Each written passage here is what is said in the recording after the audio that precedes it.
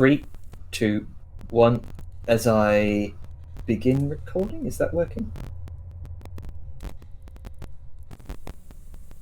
Yeah, there we go. Now it's working. Okay. So, the siege of the Obsidian Tower is over. Brewing to the production of the Ocular Sentries killed a pair of mind flayers, overcame Tharizdol's dark priests. You fought your way past Tharizdol's personal defensive constructs and his royal elite stone guard. You managed room. Facing him were a cadre of allies gathered during your efforts against his deep dwarf armies. By his side was Mortath, the Illithid half-lich, and together you all faced them down. Tharizdol called upon the Krathis, chosen of the Sight Beyond Sight, to grant him its sight and the power to destroy his enemies. One of his eyes swelled to disproportionate size and gave him the power to strike fear into Liska, summon rays of death towards Vellum, and even to disintegrate objects and creatures, which Granka managed to dodge twice. Ultimately, you were successful, but not without a price. Vadmir was charmed or dominated during a coordinated effort between Mortath and the transformed Tharizdol, raising a twisted, illithid constructed waystone from behind his throne. Vadmir vanished through it. Vellum attempted to follow, but the lack of connection with the hive mind sent psychic feedback boring into his mind, followed by a devious, otherworldly cackle. After the fight, the possessed, mutilated body of Tharizdol arose, and the voice of Necrathis spoke through his malformed, crushed face, bidding you all journey on foot towards the occupied colony of Shoggoth as its guests, perhaps to negotiate with Vadmir as a hostage, a bargaining chip, as it said. There was discussion of going back up top to retrieve aid from the surface, and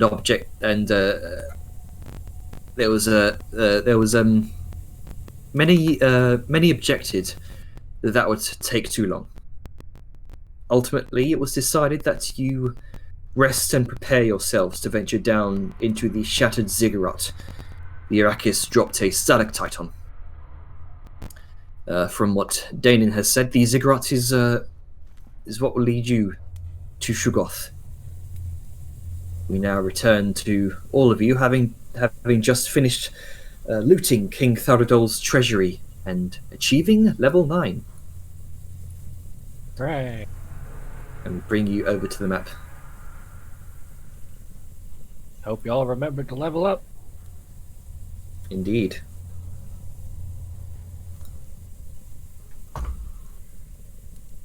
We were supposed to do that during the time between sessions, right? No, I leveled up already. I was double checking everyone else had. Pretty sure, yeah. Okay. So, if I remember right, we were planning on finding somewhere to take a long rest or long resting here. Was that the case? I think it was long rest. Might have been short rest. I think it was long, because we were looking for beds. Yep. And Stow wanted to have a talk with Vellum, I think. My memory's a bit frazzled because it was 2 weeks ago. I want to clarify. Yes. Okay. Main priority is like beds, I think, was what everyone was doing when we left.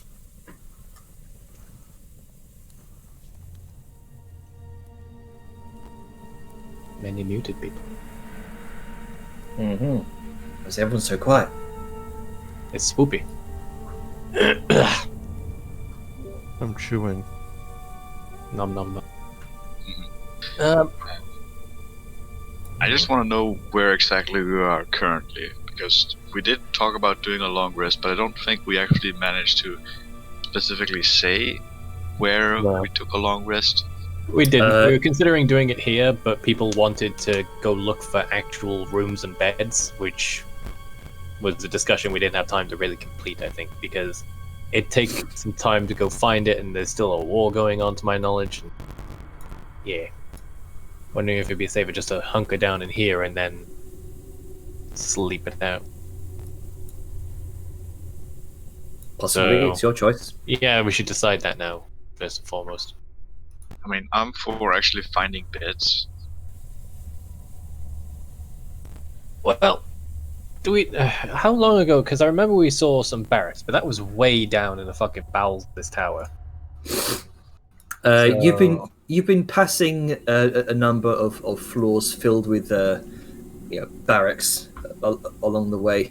It's not like this tower has been comprised of just the floors that you've been to. You've been passing floors along the way. Okay, so long as we're passing a closer area that has beds, then I'm fine. Because, yeah, hoofing it all the way back down to that area just be such a faff. Not to mention, we also sort of blew up one stairwell.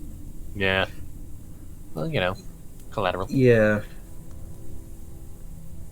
So yeah, I guess we'll go find some sleepy place. Okay. You sleeping. So you begin to turn your way out of the main hall, just as you watch another figure enter the room. You see what appears to be bloodied, battered, and bruised, shield missing, the limping form of Thanis, Oh, that guy. Nice, dead dude. Forgot about him. who seems to have narrowly survived holding off a small group of deep dwarves. Not that everyone looted, and then we all forgot about him holding the line back there. Oh dear. Oops. Well, yeah, scoot on down. I just assumed he died. I Yeah, I thought kinda he was assumed fucking he dead. would as well. Yeah, he's a fighter. He's a noble, proud dwarf who ain't gonna take no shit from nobody. I just watched Cool Runnings too.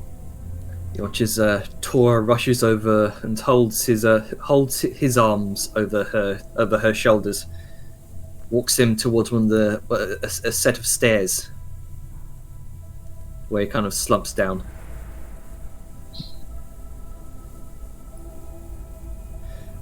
Thanin just kind of coughs out. Gave them shites alright. What for? I did.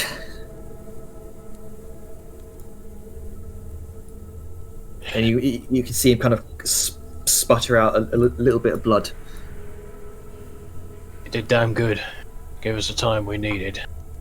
And he sort of directs his own vision towards, general chaos and corpses about the place. And I think we made good use of it.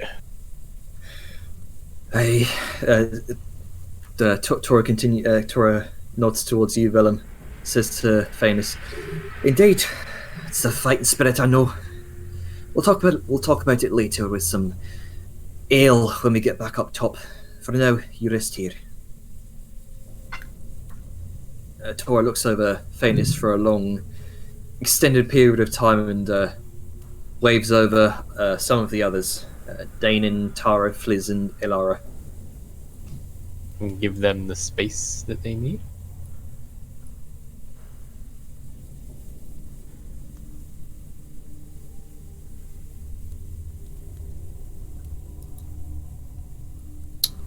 That's unfortunate that he's fucked up, but at least he survived. I think that calls for a promotion up top. Oh yeah. Alright.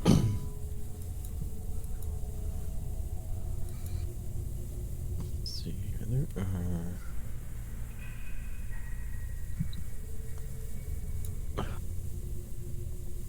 Are there any side doors, like this way? I can't tell because it seems like some of the shadows are almost permanent. This is the stairwell we came down, if I recall. No, we So I came think up- this is just we a came wall. through here. Any Yeah. shadow you see is a shadow you haven't actually visibly No. seen. We came So down we- this we- we hallway, met- and then we... Yeah. Oh, that okay? That's what you meant. Sorry, Yeah. I thought you were talking about that. No, I'm saying that there's a wall there. And that's No, but I probably mean, nuts. like right here, Oh, there's right, still right. Yeah. shadows. Okay. Oh. So you don't see any sort of any doors up on top of the balconies. No such doors from on the walls you can see here. It's likely you just mirrored like the other side. Yeah, most likely. So you're approaching the group here. You can overhear Tora kind of discussing things amongst the rest of the others here. She kind of takes center place here. Looks to the others. This isn't over. King Tharadol may be dead, but the horror that made him, its puppet, is still at large. And there's still a threat to every innocent man, woman and child that lives in Doonhall, and potentially all of Malin itself. I cannot in good conscience stand by while this evil still breathes. I myself will be joining this group of brave souls who have saved our skins in some manner or another. To those whom I owe my life. To those whom, without their aid, I would still likely be rotting in a jail cell. It's up to you lot. If you wish to stay behind. Some of you I would suggest doing so, as we're going to be jumping into hell itself. And I don't want to risk any deaths on my watch.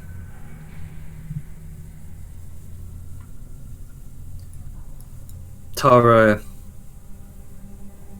well, there's a long pause amongst the group.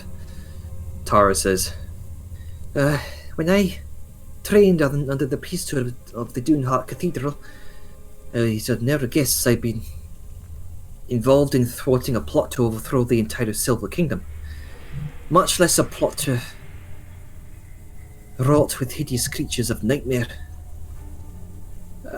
I can't go any further. I was never trained in this. I will stay here and tend to the wounded best I can." Yeah, Tara kneels down next to Phaenix and begins to channel some sort of divine magic, and the two kind of briefly lock eyes before Phaenix goes, "I'm afraid I won't be of much help down there." Well, I do think you have earned your rest so far. Besides, we also need people to go up top at some point to announce, just sort of gestures around.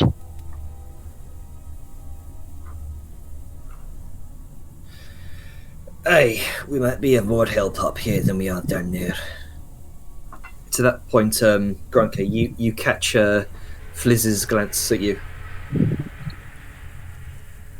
She looks over towards you and just kind of approaches. "Grunks? Yeah. In any other situation, I'd be at your back. Mm-hmm. But even now I have my limits. Yeah. It's okay. I may be a tunnel scout captain, but we tunnel scouts and you know we tunnel scouts are renowned for delving deep into the darkness and taking out whatever nasties we might find, and other nasties that might otherwise threaten our people, but none have ever delved this deep before." Yeah. This is yeah, this is something else. And yeah, it's okay. You can go and have a rest, maybe regroup with the others. Yeah, Should they there are. behind they can. Aye, there are plenty of our people on the battlefield that might need aid, and Yeah. Gex forbid some that probably need their burial rites carried out. Yeah. well, you know, kind of looks towards the back windows where the orange glow is coming from. We, you know, a lot of space to do it. There's a long pause, and she nods, and she places both hands on your shoulders. This firm grip. Oh. Just know this: Yeah? you're coming back to us, okay? Yeah. I hope so. She holds out a hooked pinky finger. Promise me. Uh-oh.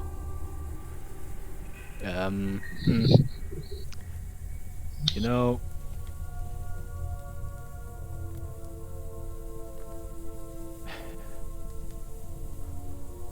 Okay. You know, I can't really choose if I die or not, but, you know, I'll try. And he kind of wraps his pinky finger that's bigger than hers around hers. Yep. That's good enough for me, Grunks. Yeah. I hope that, you know, with this whole prophecy thing, that it's gonna, you know, turn out well.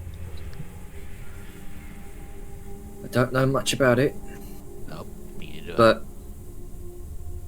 for all I know, you got a spirit of fire in your back. That's got to count for something, yeah?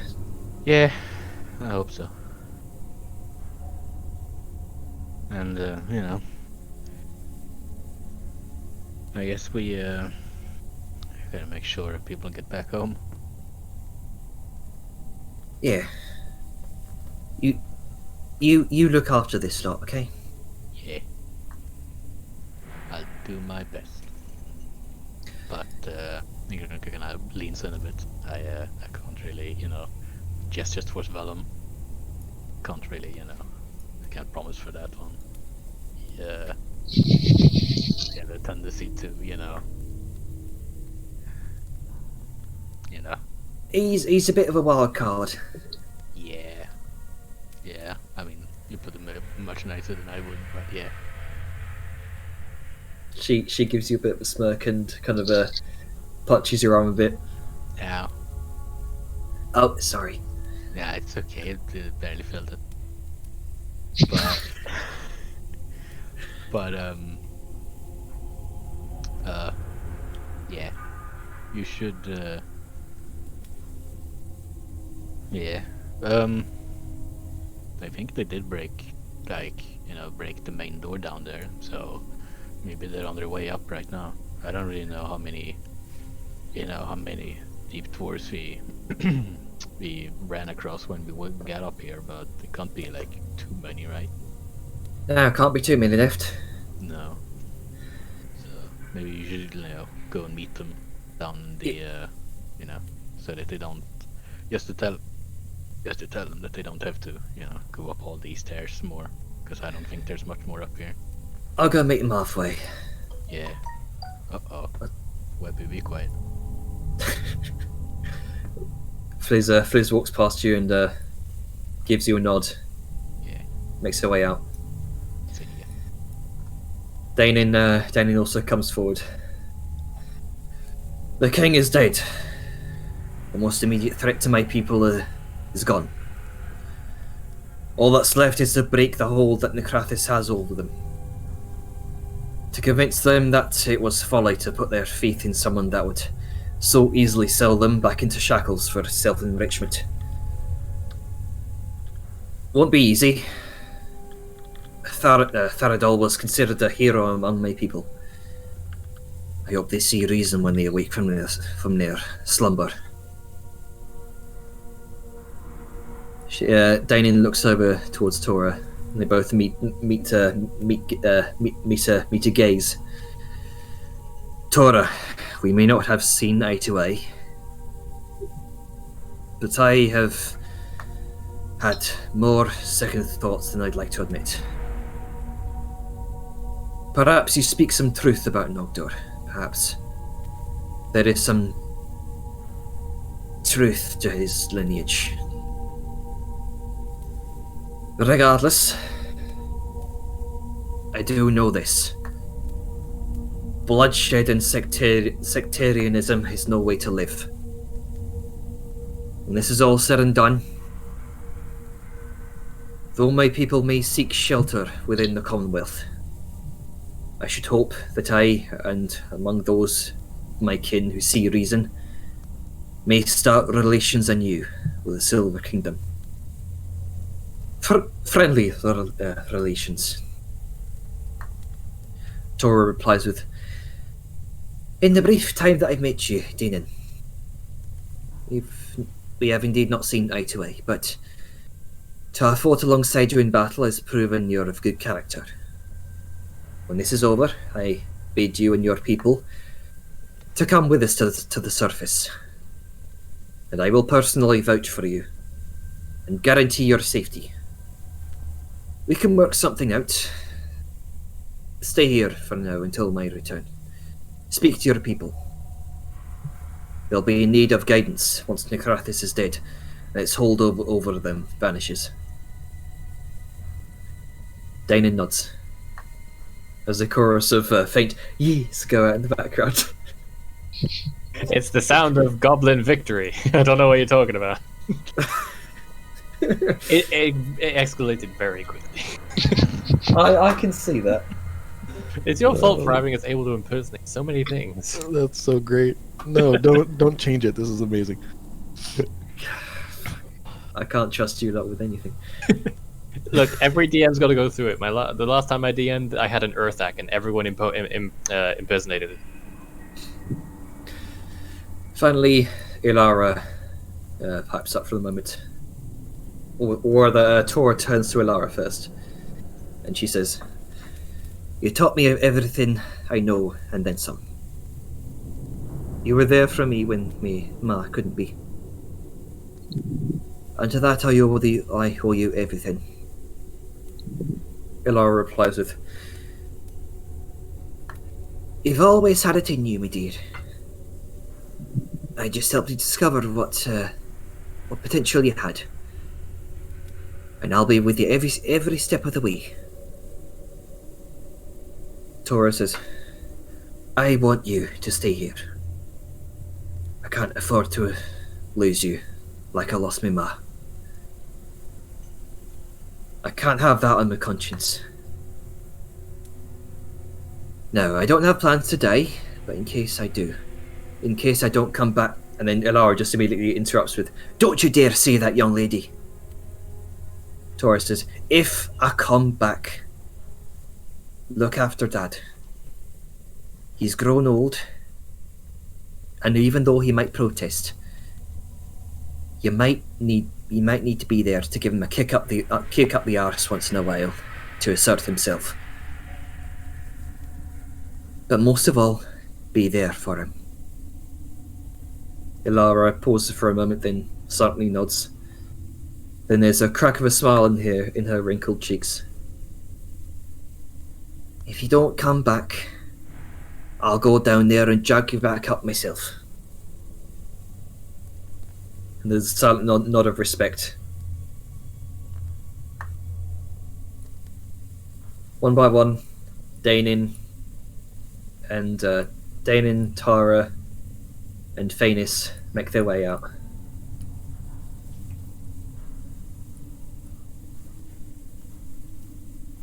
And then erased from the game.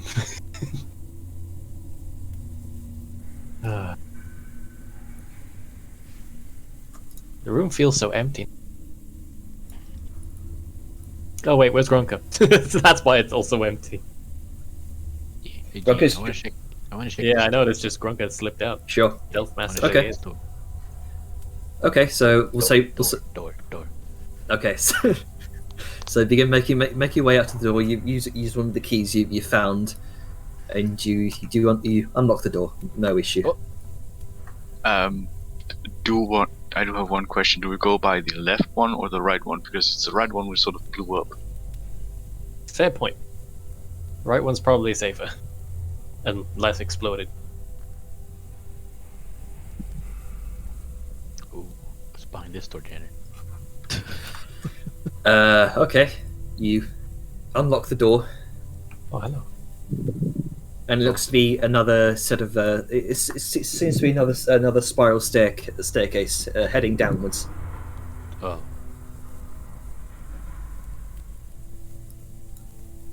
Aja, what are you doing? Just sitting pretty in the. Oh yeah.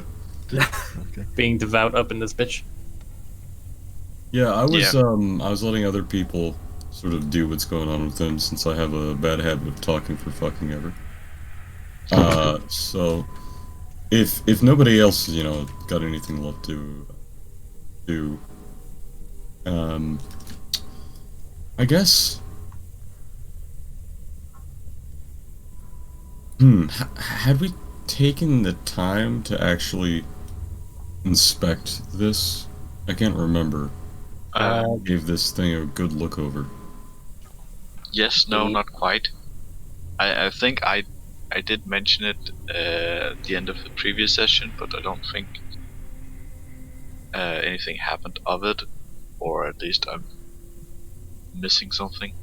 I think, if I remember, we learned it was essentially a very particular kind of waystone, but it's cracked. It's like right down the crack. Oh, that sucks.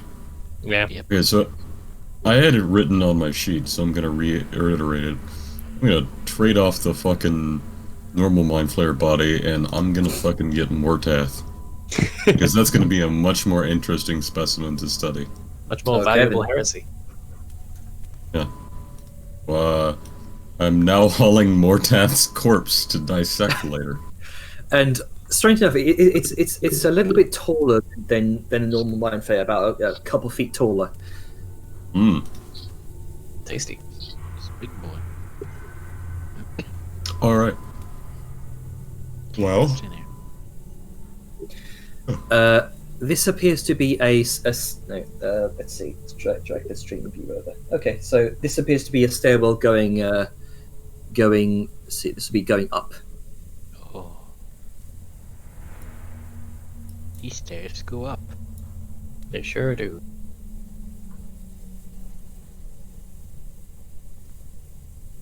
Where's Hager? I assume Aj is probably on his way, dragging the corpse of Yeah. Mortath up the stairs here. Just each step. Boom, boom, boom, boom, boom. Yeah, exactly. I gotta just fireman carry it if I have to get it up, but that's easier. There's oozy juices everywhere. Yeah, Have, like, just minus black, 20. just Weren't we black gonna put it in a corrupt- bag of holding? Didn't they already have Unless one in there's the no bag? Yeah, I space. tried, and everyone denied it. Well, I didn't have space, in fairness.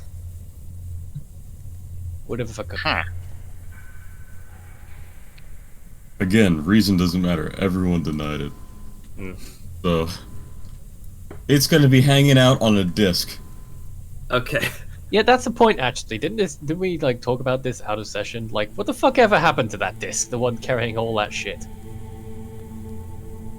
I don't remember talking about that. I think it might have been when you left. What Oh. disc? There was a big pink disc that was carrying a bunch of miscellaneous shit, and then we all sort of lost track of it. Then it got lost track of concentration during a combat or in some scene transition. Alright, fair enough. Just humorous that we just all blanked on it. Yeah, well, it's gone I now. don't even recall a disc It's Atlas. Yeah. as of recent times. Yeah, Yeah, Hager it's can about, like summon yeah. a disc that can float. Yeah, it was back when we were trying I'm to carry aware those of that, animals. but like, Either I way, don't not think we've important. used Sorry I one brought it up. since. Since that cap we took over, no. Yeah. That's the disc. Dropped handles on some poor person. Okay, so where are you guys headed? Bed. Oh, yeah. Places with beds. Okay. Maybe upstairs is bed. Maybe. Because we've seen downstairs. No, I mean, we passed bed places on the way, so if there's nothing up, then we know there's some down. Yeah.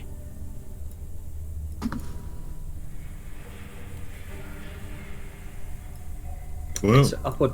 So okay, so Grunker just disappears up into the spiral staircase, going up towards the next floor. Yep. Yeah. Everyone in tow, assumedly. Okay, You know where So we we're went, at- Atlas?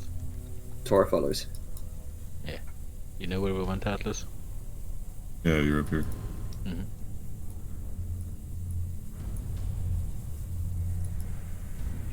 Okay, Oh. so making your way up the spiral staircase, following the illuminated torches along the way.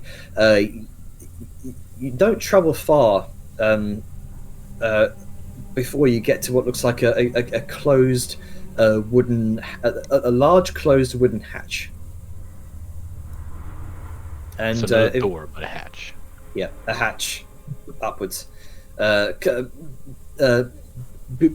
of a climb with what looks like a sturdy wooden ladder. You do try a number of keys, and eventually one does fit, and you manage to creak open the hatch, and it seems to exit out into what looks like the very top of the tower. Oh. No beds here. It opens up. Into a large obsidian plateau. You can see. You can actually see the mechanism that was being reeled up from below. What appears to be this enormous purple crystal that seems to be the source of all this of the both the defensive lightning kind of coating the exterior of the tower like some sort of lightning rod, as well as the central origin point for this massive dome, which is now completely disintegrated. You can also see it has been completely sundered, and littering the surface area of the top of the tower here. You can see a number of now bodies being torn into by what looks like a number of weavers and warriors who have finally made it to the top of the tower, and who've likely been responsible for the sundering of this crystal, and all those who are channeling some sort of power into it. You can see a number of weavers are sort of rapidly weaving up the bodies into some sort of cocoons, and then taking them off in groups, possibly to feed their young. Pretty Snake gamey. Snake time. Can I just pops out and just look around? Oh. Yeah, Okay. it is the aftermath of a massacre up here. Oh.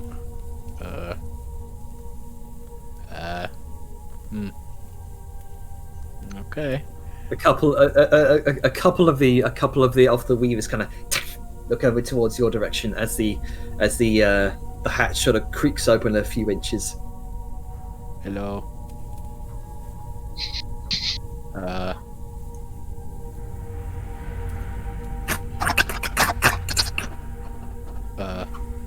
Sort of chitter their mandibles at you, wondering, as if to say, "What the hell are you looking at?"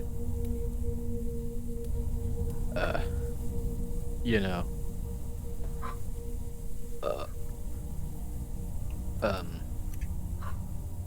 Bye. You're just gonna. Well, this is none of my business.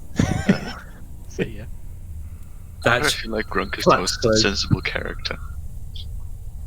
He waves a bit before he just disappears. And he just goes back down the stairs again. okay. Oh. Hello. No bed. Just, you know, the, roof.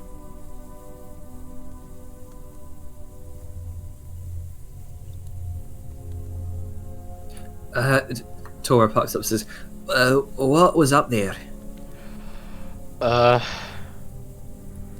There was that big, the crystal thing that made the the dome, but it's destroyed, and there was a lot of dead things, and there's a lot of Iraqis. Ah, right, say no more. Those things creep me out. Yeah, they're fine. Just gotta to know them.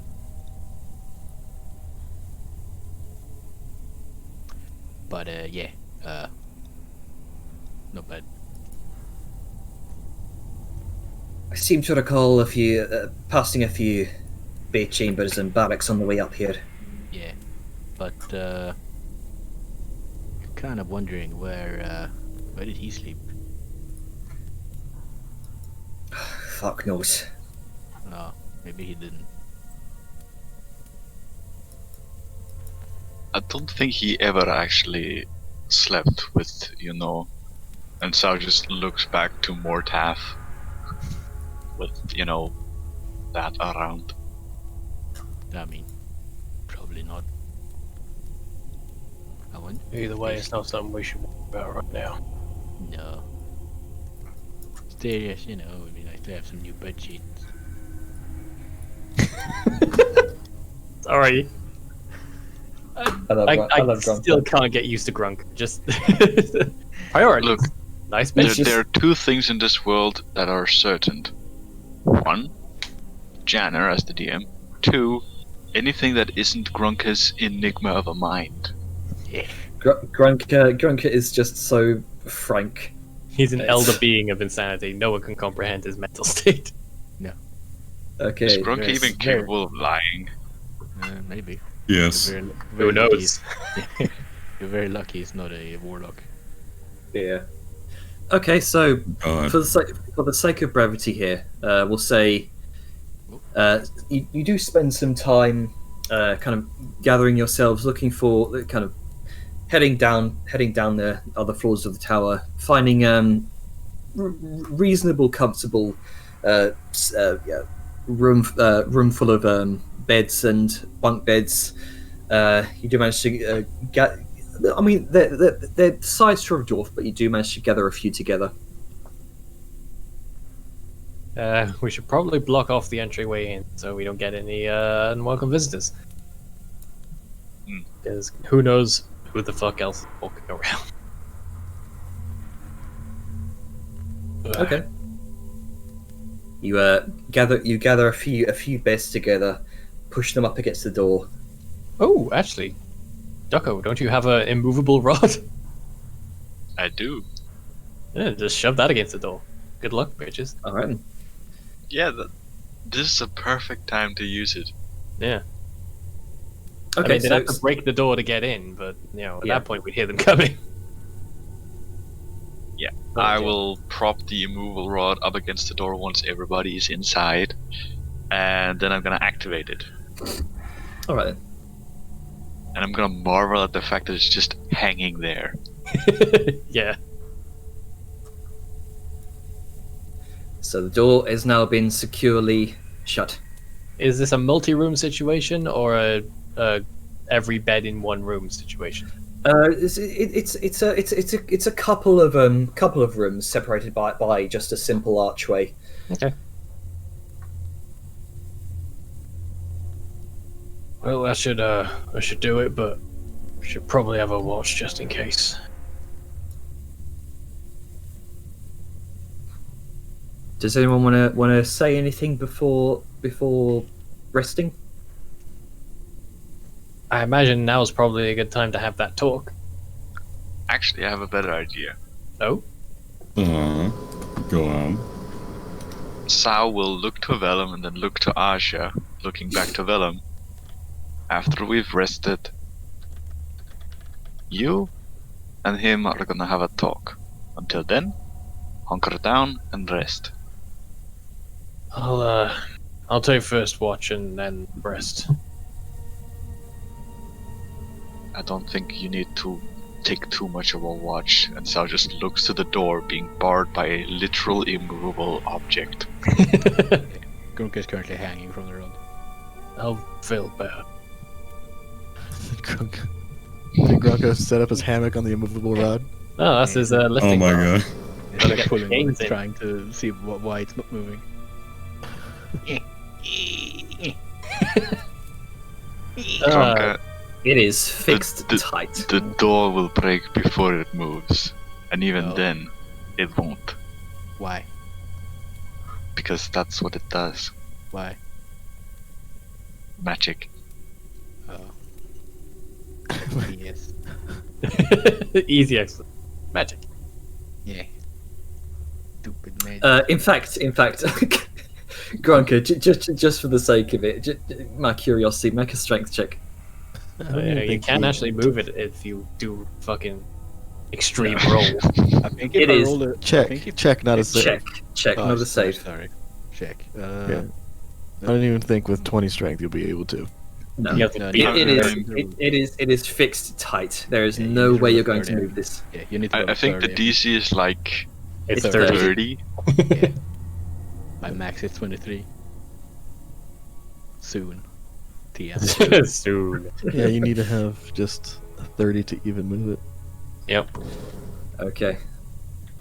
And even then, it's just like a feat or something. You spend a couple minutes more just straining against it until you realise that this thing isn't moving. Oh. I'm just gonna hang up his hammock on it. Okay. The Well, then I'm perfect gonna- sentry watch. Bellum is gonna grab a chair, copper squat. He seems fairly distracted. After like, I'm just saying this because just talking to the guy, so you would have. But yeah, he does stay there for a time. Eventually, if anyone does take Overwatch, he is going to go to bed, but he is just idle in the hallway for the time being. Okay. Let's go pushes together beds and passes the fuck out. Okay. So, one by one, you all do fall asleep when it comes to your. When it comes to taking off your watch. I have a watch. Marvels of technology. Well, phrasing. I know. Sorry, I Uh, can read this.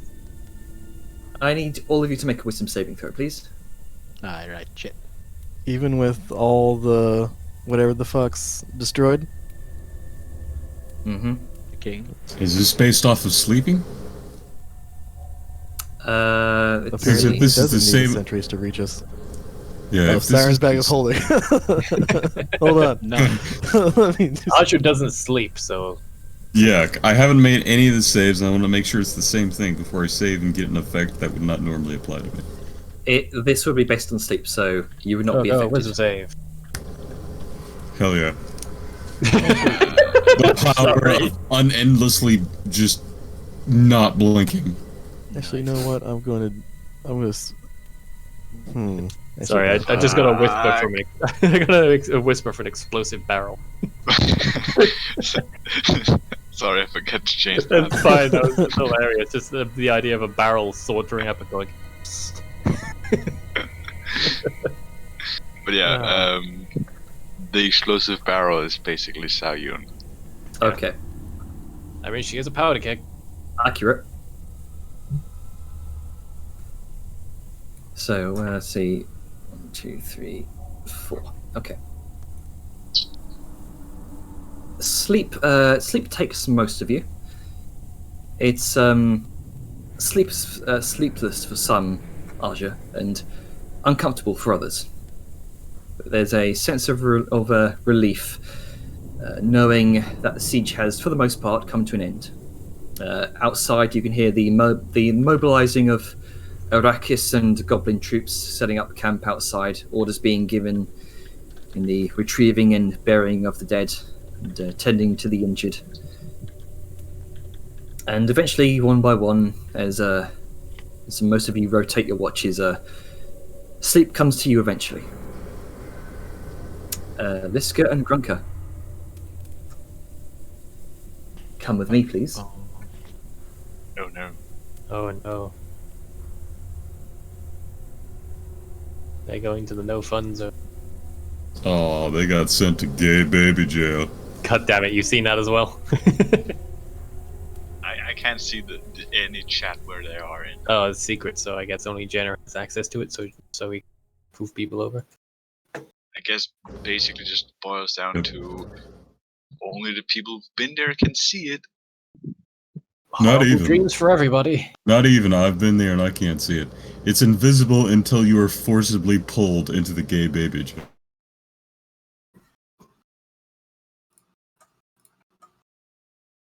Sorry, let me just put you all over on here.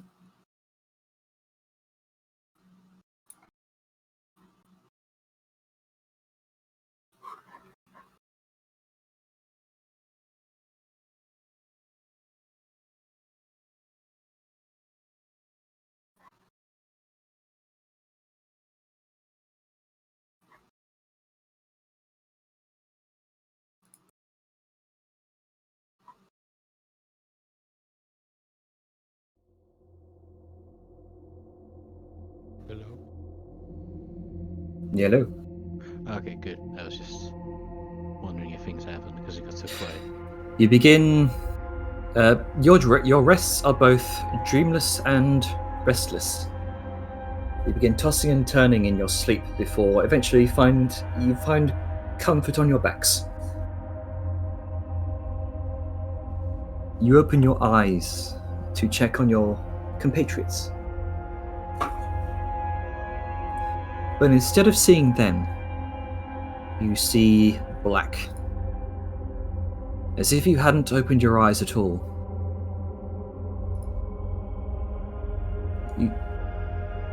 You try to sit up or even move, but you can't. You feel your eyes darting around in darkness like the worst sleep paralysis you can imagine. You try to call out to your allies, but no sound leaves your lips. And then you hear a sound reverberating through the darkness. It rattles your head painfully. And the deep pitch vibrates through your body. And it congeals into words.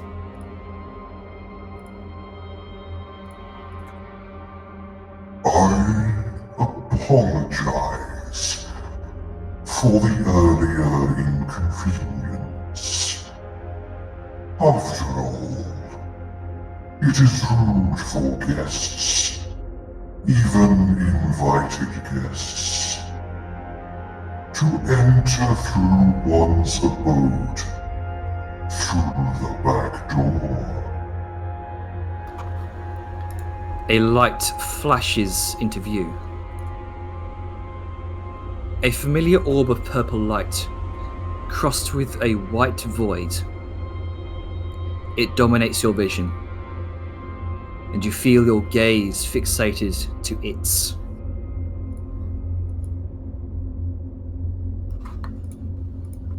If we are to see eye to eye, then a certain decorum must be maintained. The orb glows brighter, and revealed by its light are hints of fleshy lids on its bottom and top. This is an eyeball. You see the gesture of scales surrounding the eye, and as you hear the voice, you can see the outline of a moving, double-layered jaw, lined with 2 rows of razor-sharp teeth.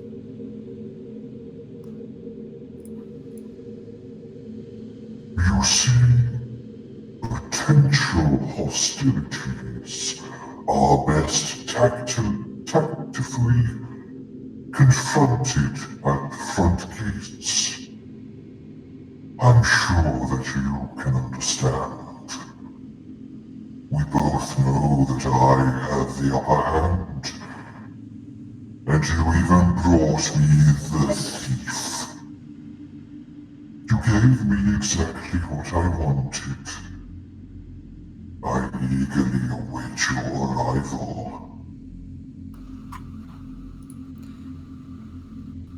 A number of other eerie lights reveal themselves, framing this hideous visage. And I shall be watching. One light. Two lights. 4, 6, 10. Every step of the way.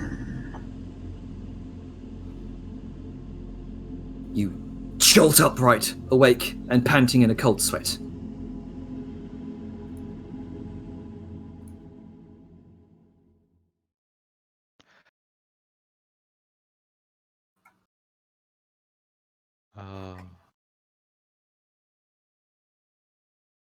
Oh.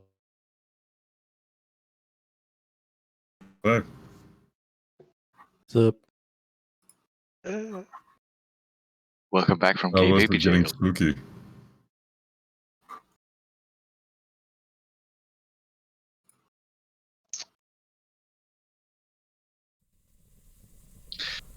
You both, as Aja, you in particular, you watch as both Liska and Grunker shoot upright, panting in a cold sweat.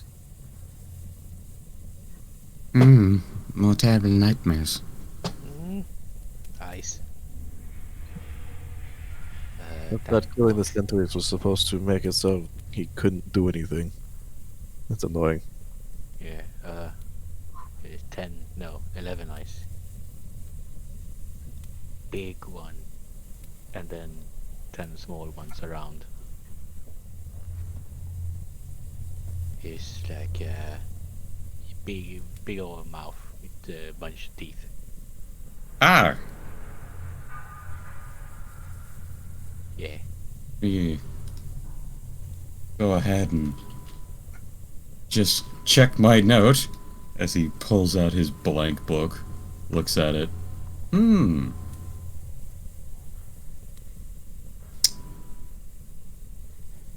That'd be... Well, if we're taking this, seriously. It's...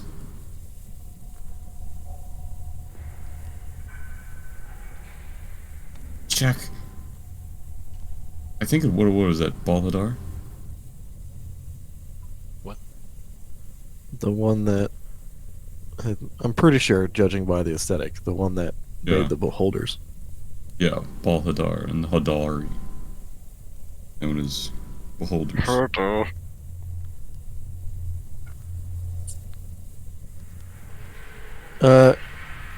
Question. Does... Like... Is this... still a full rest? Or what's going on? Yeah, you did interrupt their thing. I am back from bathroom. Sorry about that. You would complete a long rest, however.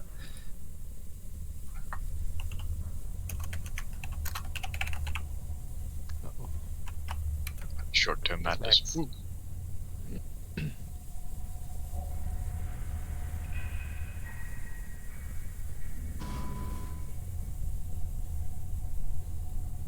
Okay.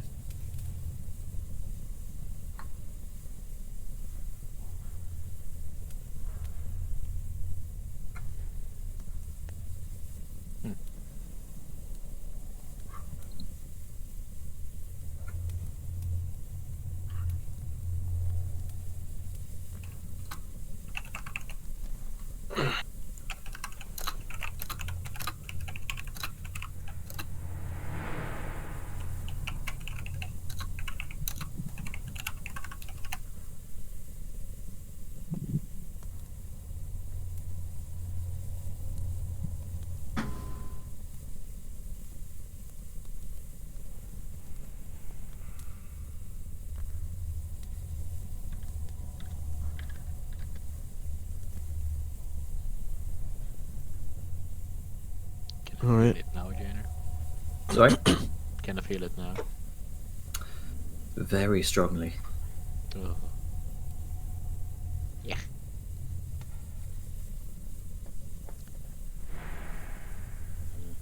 and it gradually begins to fade as the sleep wears off. Don't like this.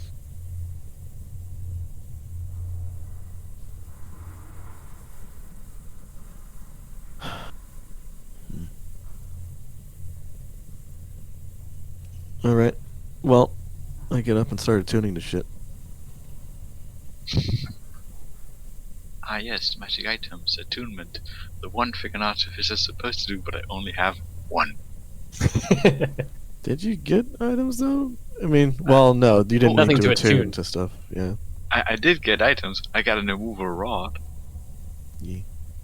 Still, though, the Grunker, the barbarian, is the one with the most magic items. He's a magic boy. I mean, better he get them to keep me alive. Oh yeah, for sure, but it's just a hilarious contract. Oh yeah.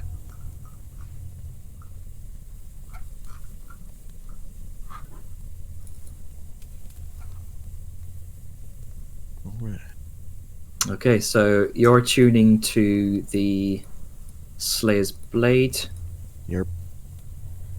and Vellum is attuning to the Sunblade, and the That's done already. I'm attuning to the Frostbitten Buckler. And Okay. I think it's the Wound Enclosure. Does that need an attunement? Yes, the Yeah, Pariah. Pariah. Yeah, Yeah. Pariah. I didn't get one, right? I don't think I did. No, again, you already had everything. You're Well, already you full, were at max unless you want attunement. to exchange something. Yep. No, they're mine.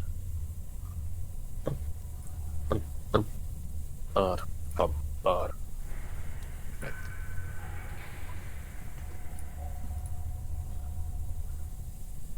I think I've only got two things attuned to you, Grunker. I'm seeing the Amulet of Health and the Wild Man Spinning Cleaver. And the Cloak of Cold Resist. Oh yes, I need to make a handout for that. Oh, yeah. I have it written in my bones. Okay. They said your bones. Written in Damn. my bones. Got written in my bones. Like shit. Pretty fucking brutal. pretty hardcore. Yeah, I have my own magic item list on my sheet where I've listed what I have of magic items and if attunement is needed. Be right back. Someone's Yeah, And then I- a small I- bracketed 1 out of X. I had to cram mine into my bio page because I have so many notes. I just used the treasury page because that's what it's for. Yeah, I have my crafting stuff listed on that page, on that section. I suggest you make a text file somewhere on your PC for that. Yeah, but then I'd forget it existed, so I'm better just keeping everything on the sheet. Then just Fair.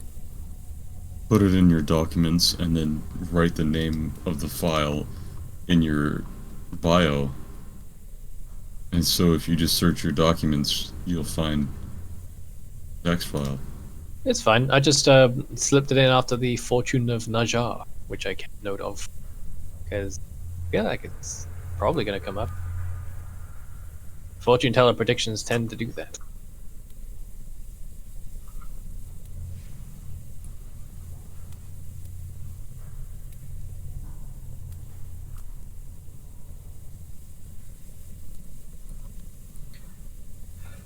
Okay, so after you've all finished the long rest, no such pounding at the door, best you could tell. You did hear a cup. Aja, you in particular, as you've not been you've not been sleeping. You did hear a few scuttles from beyond the door, a few chittering. Best you could tell. Speaking of, they seemed to sense your presence or smell it. Smell then all they want, they ain't coming in. Move on.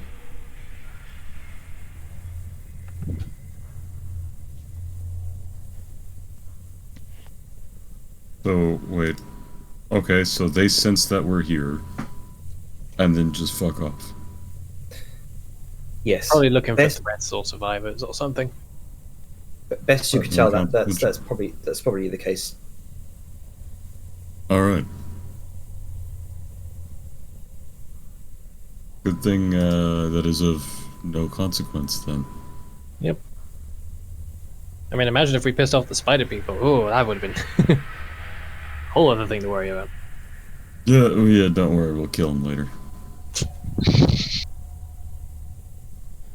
Make friends, not enemies.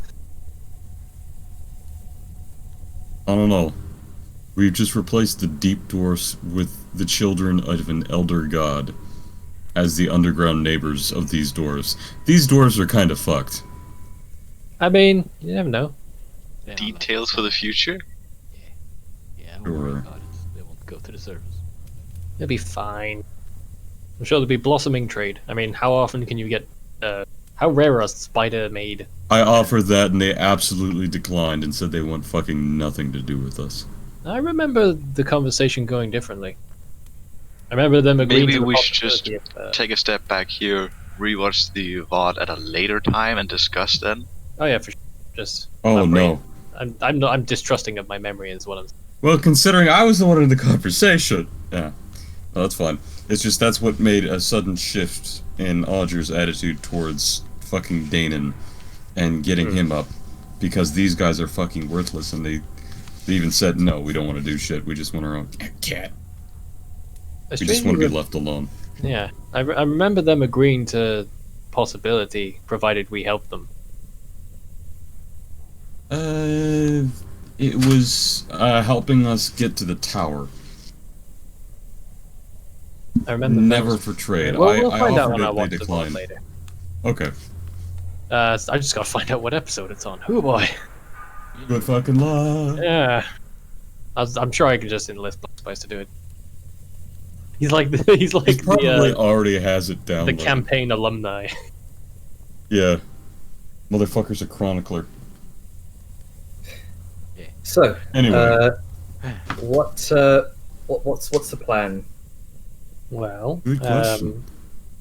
having us talk, I think, because Sour did poignantly mention after resting, you two are gonna fucking talk Mm-hmm.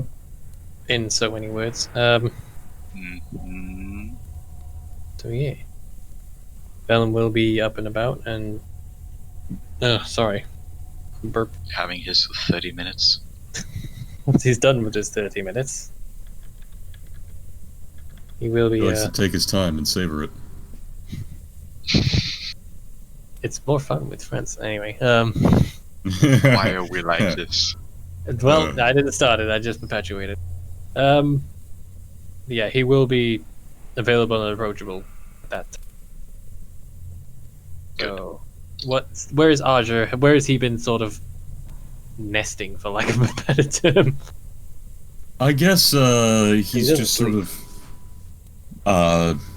if possible, far into the group, setting it over so he's able to watch over the group and stare at the barred door.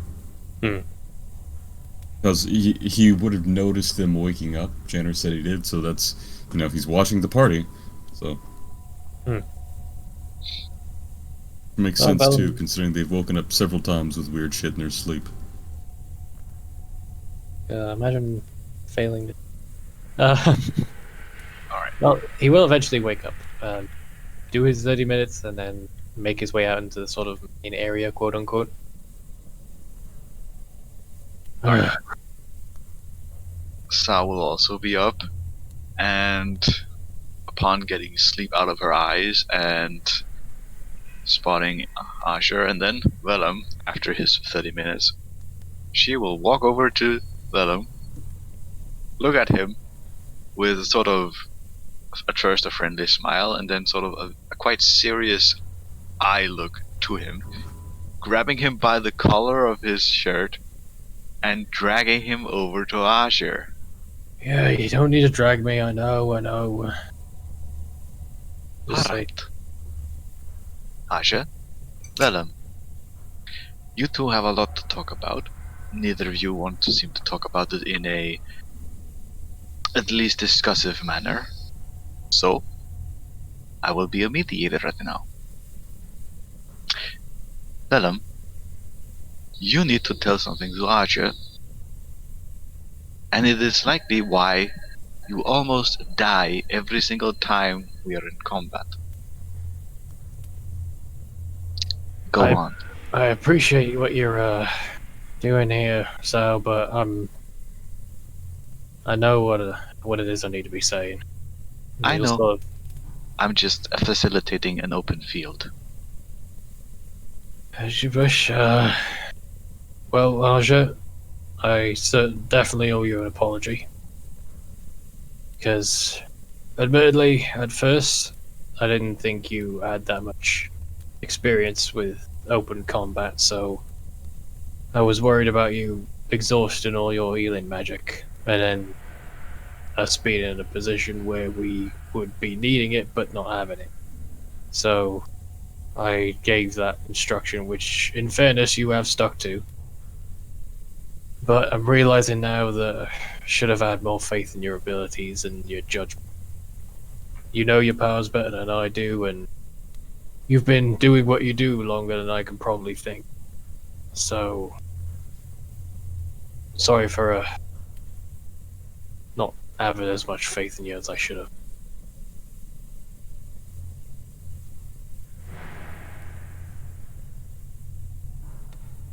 That is fine. Faith does not always come easily to all people, and we are a bit, inflicted at times.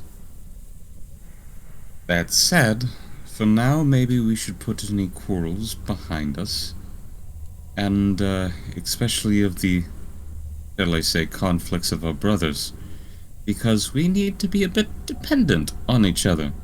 You are very infatuated with the young girl, and if we believe this prophecy to be true, then it is important we secure her. We are going into a very dangerous place, so let's work together. But one thing, you're both wrong and right for expending my magic. I do not have very deep reserves, but I require a very short time to fill it again. We can take and make a habit of now and then having an hour to collect ourselves, bind our wounds, and refocus. Then, well, I will be able to do far more magic in the long run instead of just, as he sort of like channels a little bit of energy through his staff, as he would if he were about to cast an Eldritch Blast. I have trained, though. All of this, great distance has really put an emphasis on fighting at a further range, so now I should be able to keep pace with you, as he turns to you, Soya. There's a affirmative nod.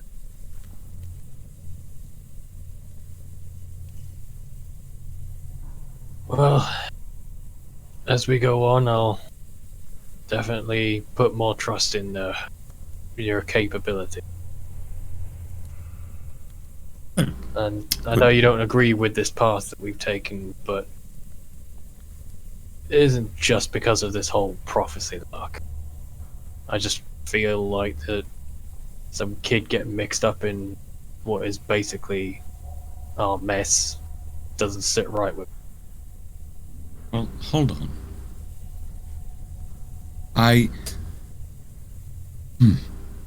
As an adult, I respect your virtues. It is never a good idea to bring youth into dangerous situations, especially unwarranted. But we also need to respect the fact that she's been listening to a voice in her head telling her to do things. Probably much like you two are having to deal with in your dreams. And, well, she stole it. She stole the crystal first. Before we even came down here, this is a path she's already set for herself. We did not put her on this. Some other cosmic voice did, and she had the brilliant idea to listen. We all get burned from our actions, from listening to a voice or not. This is her consequence. The only question is if we're going to be there to bail her out. And if we want to do that, we can. You just have to think of who are we not saving by following this path? Because for every person you choose to save, there's someone else you can't. It's just how it works. So, let's carefully choose our actions.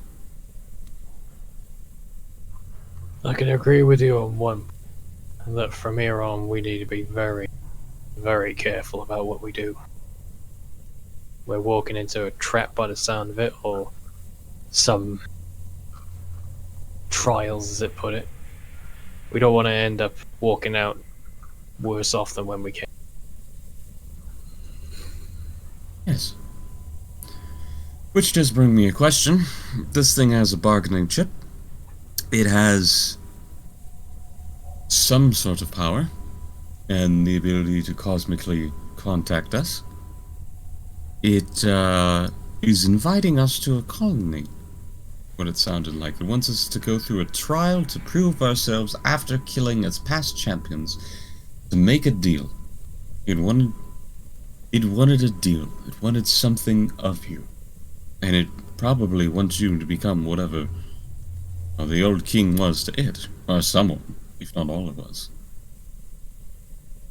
How far are you willing to go for this? Will you make a deal with whatever has her, if it promises to save her?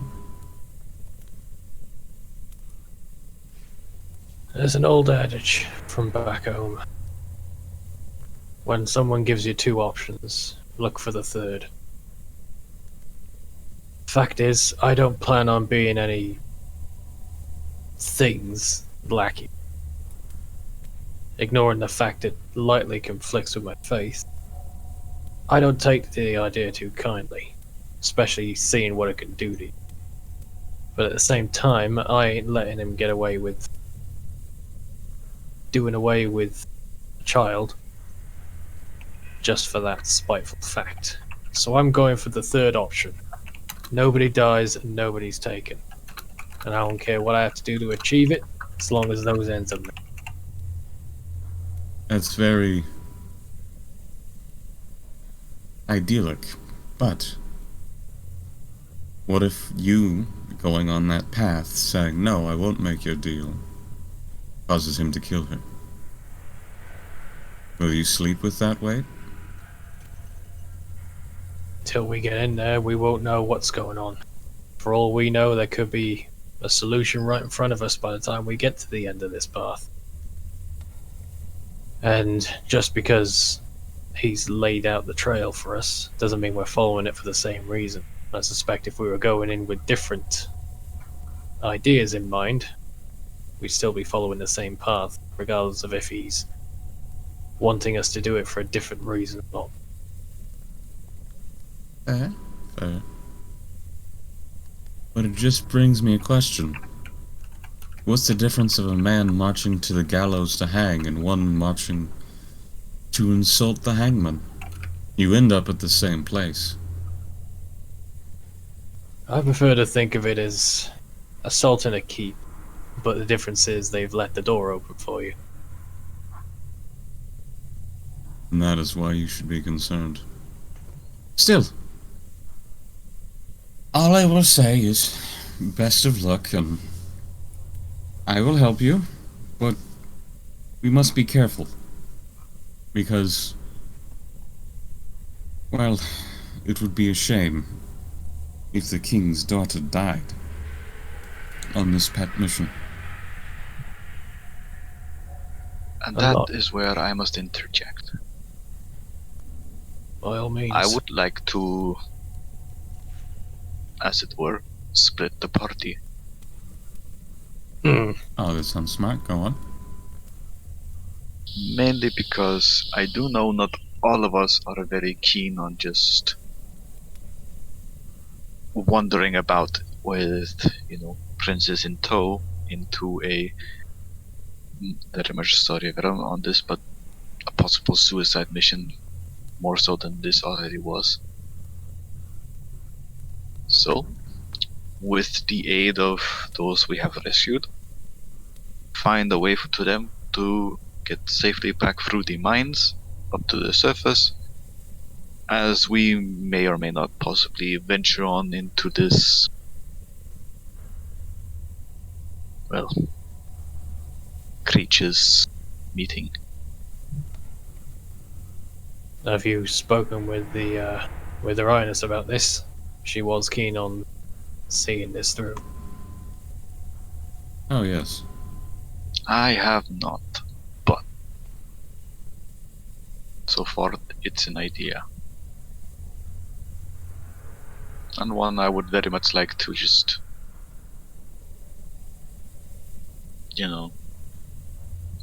voice before actually discussing it. Mostly because, as I'm well aware, splitting the party is likely the worst idea you can ever do in most cases. Would weaken our forces, and wouldn't be the same. But at least we can discuss it. Much like this conversation, wouldn't you say? And Sao just looks to Vellum with this sort of half sarcastic, half serious look in her eyes.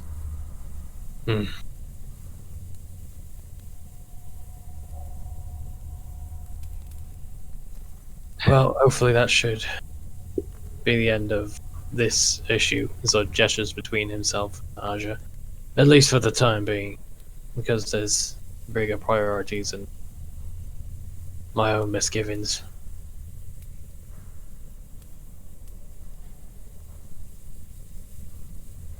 Between you two. I'm quite fine. I was fine to leave it as it was. But if you want to change our listening agreement, yeah. Just if you wish for me to do things, consider that I need time to rest. Not as long as asleep, but I need time to rest to be able to actually do them. So, maybe slow your pace and don't grab a crystal and dive headlong alone into the, the unforeseen, unhelpable future.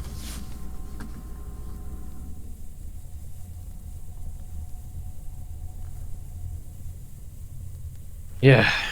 We'll keep a more paced out march so you can do your appropriate rest between encounters.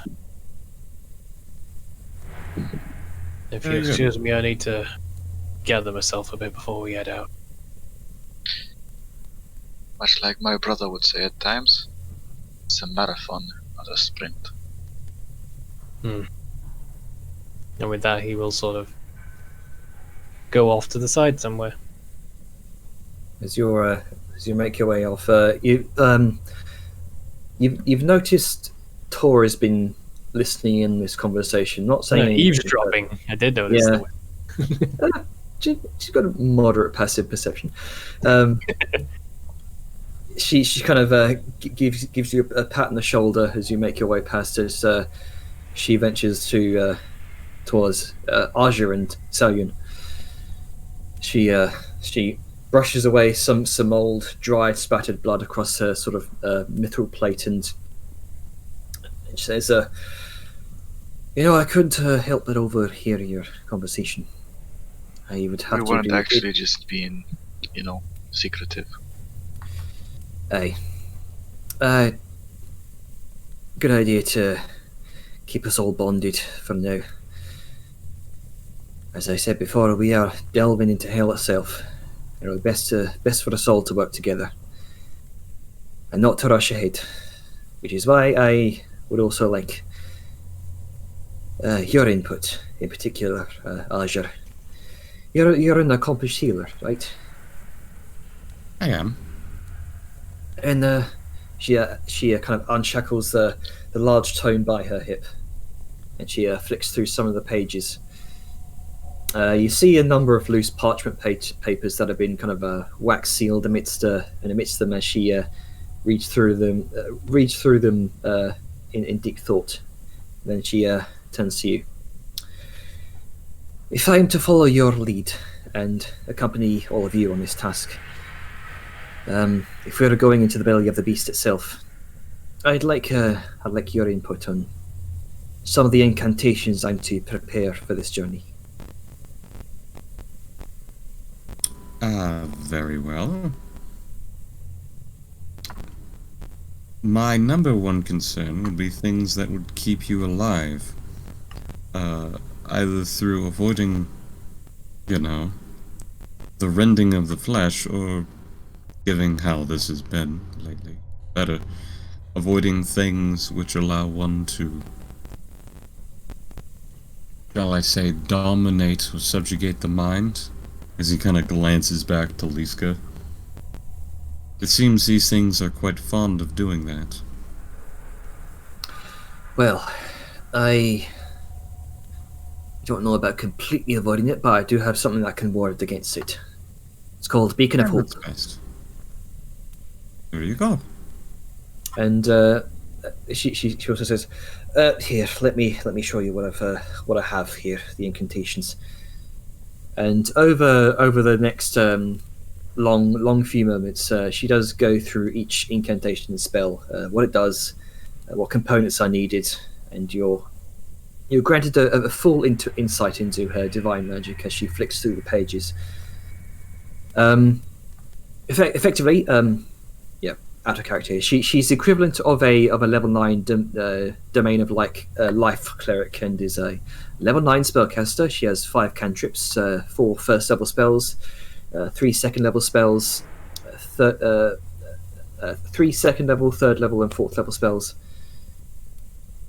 and 1 5th level spell. Additionally, wax sealed within her tome is a scroll of heal. She also shows you her mother's necklace of prayer beads, given to her by Queen Galadria Yonmar before her passing. They have 5 charges. Absolutely poisoned. Sorry? We're getting absolutely poisoned. They have 5 charges, which regenerate once per dawn, and she can cast spells from the beads, essentially. 2 charges of bless, 2 charges of cure wounds at 2nd level, and 1 charge of greater restoration. If you like, you can go through with her and discuss what spells she is to prepare. Otherwise, she'll decide that for herself. That's okay. That's something that might have to come later, not mid-session. Yes. Ask the warlock to pick your spells as a cleric. I'm sure those skills translate. It's all fine. Yeah, it's fine. Celestial domain, so it's okay, right? Right. Yeah, similar area of expertise. Oranges and apples. And she's sort of filling you in on what each of these spells do. At least I know how capable she is.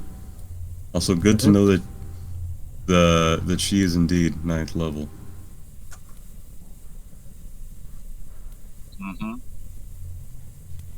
Okay.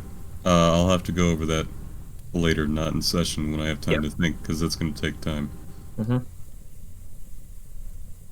So we'll say for the meantime, Yeah, you go with do whatever you got. Yeah, you do kind of help her pick which spells she has. We'll come to that later. We'll come to that after session. Yeah.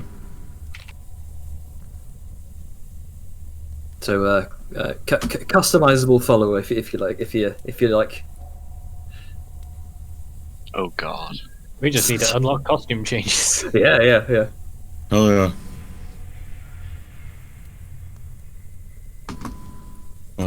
Just don't get anything that shows the feet. The stream chat will freak out. God damn it. Oh god. Why? Disgrace. It's universal. Yeah, good. He's kind of sitting somewhere with some kind of weapons in front of him. Just triple checking everything. I'm paranoid I've missed something. That's normal. You're missing Fatima. I mean, that is something that we don't have in the... Anyone wants a spare weapon? Dominable noted down. Human. Custom AC. I don't have anything. I'm good. I'm gonna deactivate the immovable rod and put it back in my inventory. Okay. Rod deactivate.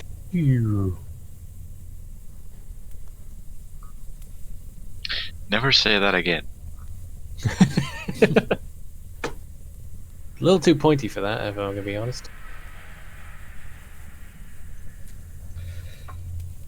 So, as you all prepare yourselves for the coming day, night, it's difficult to tell down here.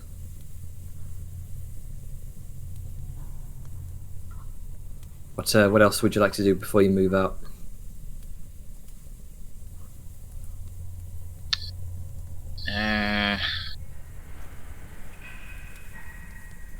I'm gonna load up the blunderbuss, so it's ready. 'Cause Okay. I'm down to 3 bullets for my own cannon. Oh,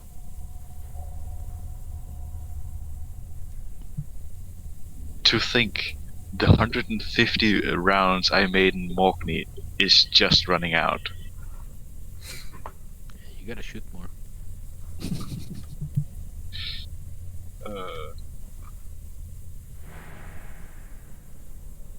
Anything else? Nope. Don't think. no other talk to anything? Anyone? I think I'm fine. Though, Not currently, because I have something in mind for later when it's regarding Vellum, because I know you're kind of leaning into that right now. Oh no, I was just asking anyone else because everyone else has been muted. I know that's gonna come at a later time. So, Hmm? when you don't have no bullets, what you could do?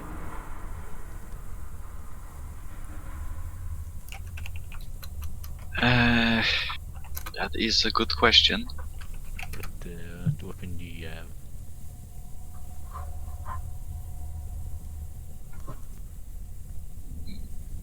I do have other ways of attacking, but they're not as... I guess the best way to say it is not as effective. Yeah. What you have? You have like a dagger. I actually do. And Do Sao sort you? of takes out the magic dagger we picked up late. As of late. I do have this, along with a few other weapons. Yeah. Guess if you want anything more, I got a bunch. I know you do. You always have. You always have a bit of everything. Yeah, I tried to.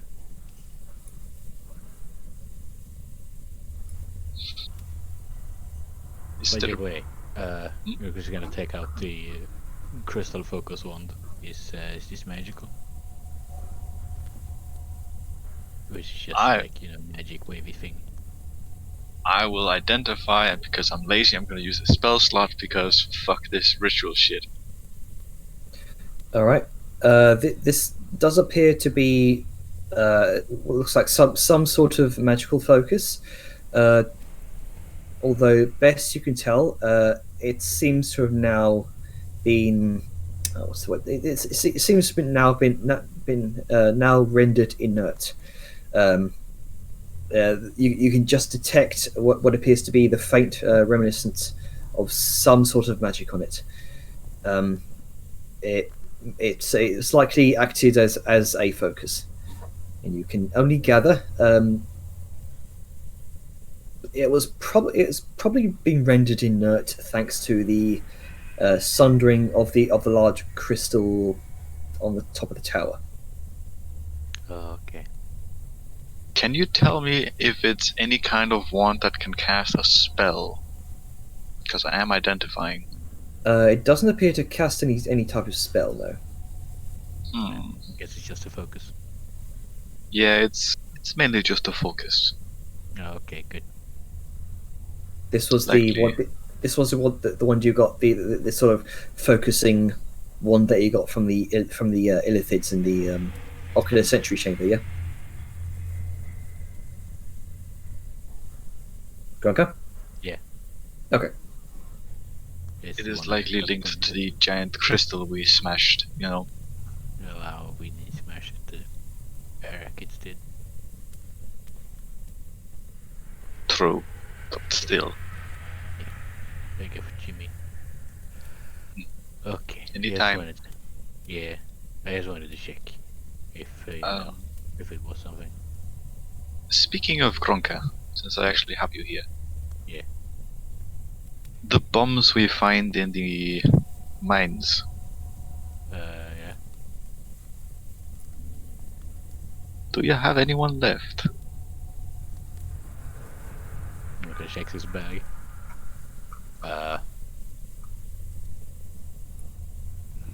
Nope. Oh, It's okay. I'm sure there's a lot left, because you know it seemed like every one of them had some. I would hope so. They really piqued my interest. Mainly because Yeah. I noticed one of them threw out sparks like lightning, another was basically just gas. Yeah, it was a bit crazy. I'm very keen on learning that. Yeah, I'm sure there's a bunch, because I mean, you know, back when we were in the mine, they were just kind of laying around. Hmm. So I'm sure there's some.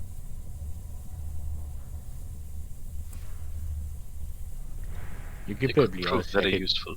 Yeah, I mean, I could ask some of the, you know, ask some of the guys down there if they have any, if they picked any up. I likely will. Yeah, probably have to. I probably have to ask them for you, because I don't think a lot of them knows common. Possibly. I mean, I'm sure some do, but yeah.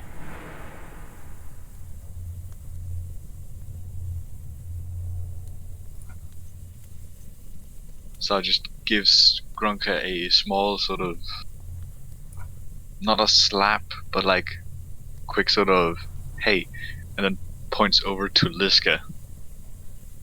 Oh no. You see Liska in her immaculate mithril, silvery mithril armor as she's doing a sort of pose in a nearby shattered seeing her reflection in a nearby shattered window. Yeah, she's doing like the Miss Olympia poses. Yeah. Like, damn, I look good.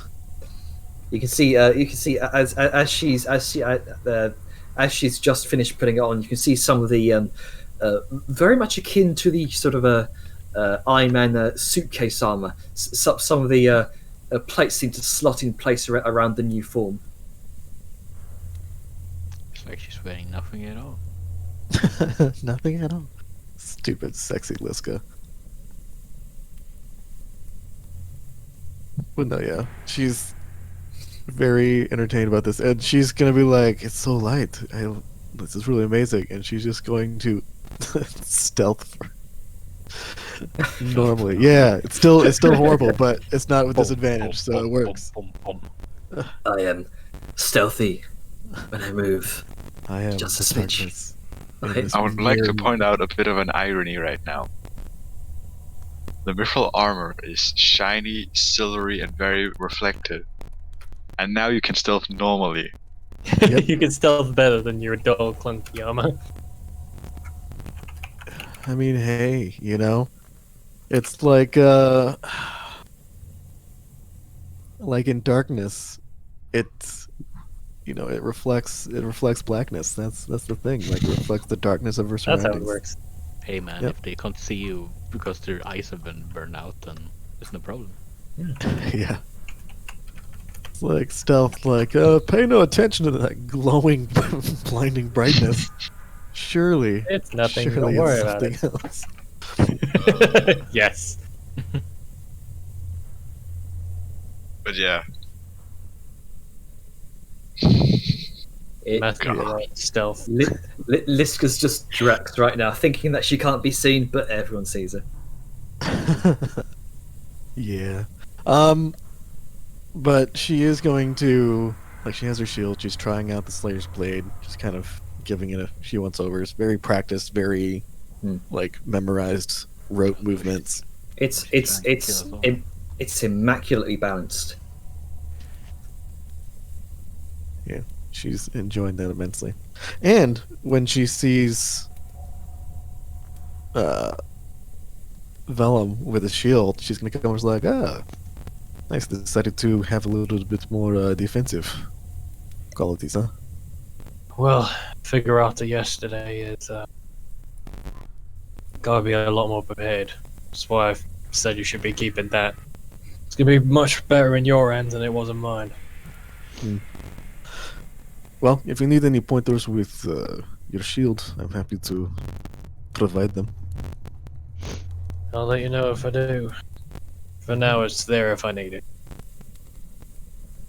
Just remember, put the shield in the way of the attack, not your sword. I do know how shields work, this guy. I mean, you say that and yet you never used one. Usually I'm better with two hands. So, if I recall correctly, wielding a shield increases your armor class by 2. Yes. I I have it as an optional thing on my sheet. I can tick it. if I, right, okay. Also makes it so Yeah, I don't have it equipped currently. yeah, means it also one I can hand just is doff it occupied. don it at any. Yeah, one hand is also occupied, so you have tasks that require two hands, you have to drop it or Okay. don it. Unless you homebrew things like a buckler that you just strap onto your arm. I mean, bucklers by nature ones you grab with your hands, so yeah. Either way, it's a shield, and it's there if I need it. We'll come to that in time. Is there any other shields around? Just normal shields. Couple of small kind of wooden shields that look like they've been just left by the bedsides barracks. Shit. Gregor might as well take Are we gonna loot this room as well? I'm asking because we don't have much space left. Yeah, I'm already at a. Yeah. You're just gonna take a wooden shield. Okay. I mean, barbarians can use their shields for unarmored defense, so it works. Yeah, I know. Who knows? It might come in handy at one point. I mean, it should be in your hand, yeah. Yeah. Alright, so... Sorry, I've just been distracted for this last bit of time about how good I look, but... We noticed. Are we... Thank you. I'm glad that you noticed me. But is there... So, are we going after... Going to the ziggurat? What's happening?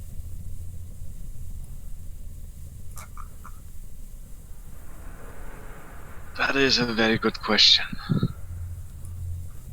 Well, My own plan, or at least idea, is, and I'm very much sorry for just mentioning this outright, but I do think we should split the party. At least in terms of who goes where. Princess and High Priestess should be going to the surface because that was the original job we had.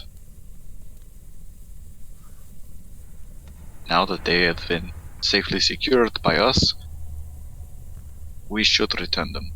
But at the same time, we are currently also on the, albeit lightly forced, time schedule, with Vladimir now gone into wherever the fuck she went.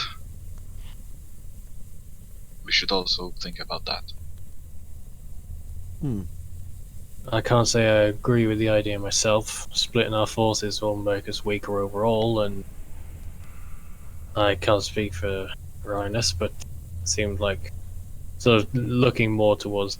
I think it was Tora. My memory's terrible. Tora, yeah. You had misgivings about that. You were keen on seeing this through, yes? Aye. It would not be good on my conscience if this thing was left alive. Not a moment longer. And I personally want to see this through. I mean, it's And I can understandable. understand that. My biggest thing is that I, for one, am not for splitting the party up. I mean, there are definitely virtues of having separate forces dedicated to individual tasks. I mean, look at our assault of this entire place. We had multiple groups taking care of multiple things, and we came out on top. But for what we're doing, I don't know. And plus, there is the fact that while, yes, we did come down to find the princess and return her, there's also the, whole, if Vadmir isn't saved, then she's dead anyway. So, might as well just do that. Like, that's kind of a dedication. It's a more of a long-term approach rather than short-term. Tora chimes in and says, I agree with her. She reasons as well as she swings her hammer. And who's to say that this Necrathis won't gather up its forces? Well, we're trying to shimmy our allies back up to the surface and retake this whole place. I do agree with that. However, like I mentioned, we are sort of, and she does that in quotation, in a time crunch with what we can do. If he decides to kill her, then that's his marketing chip gone. But, as mentioned, we don't know if he actually needs her alive, or if it's his chip of pushing us faster towards him. I can't imagine.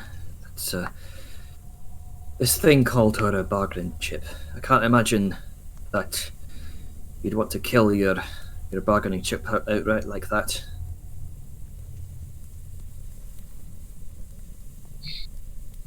Seems like for one reason or another, we're heading there.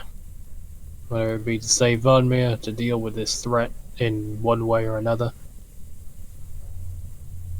Whatever reason.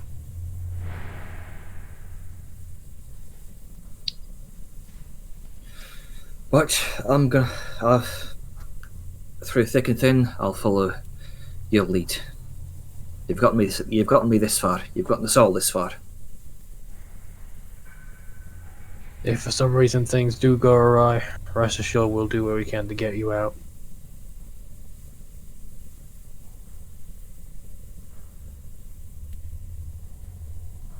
Aye.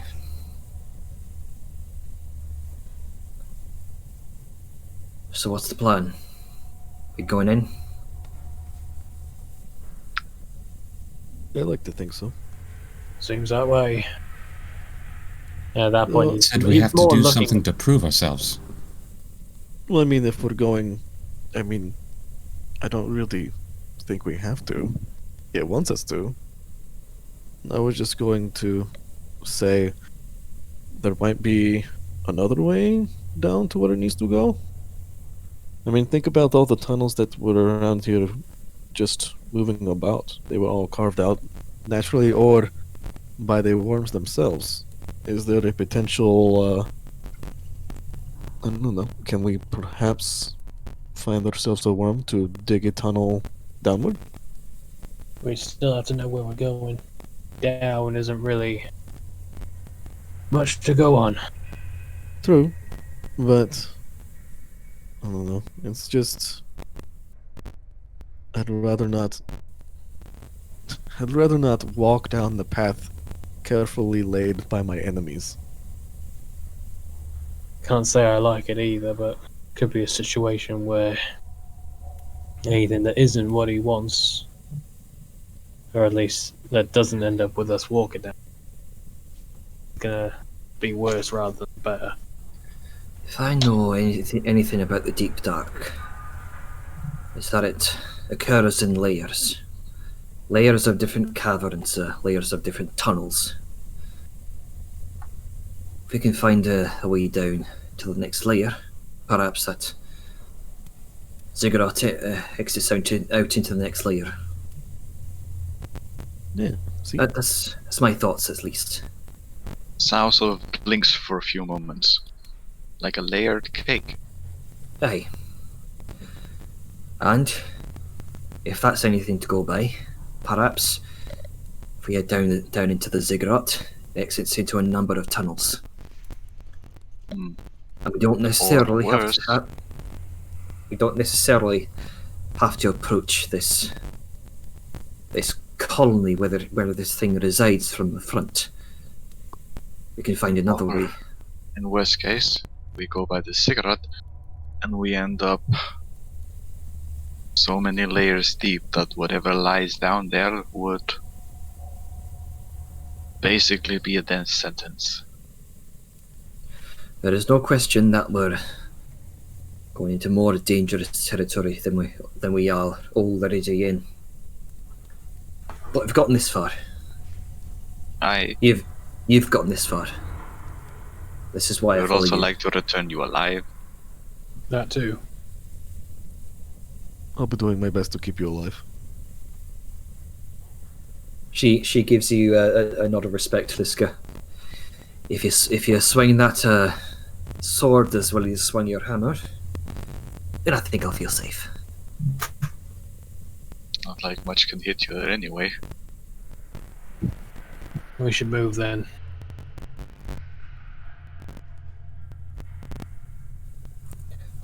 I'll stay in the back, do what I can.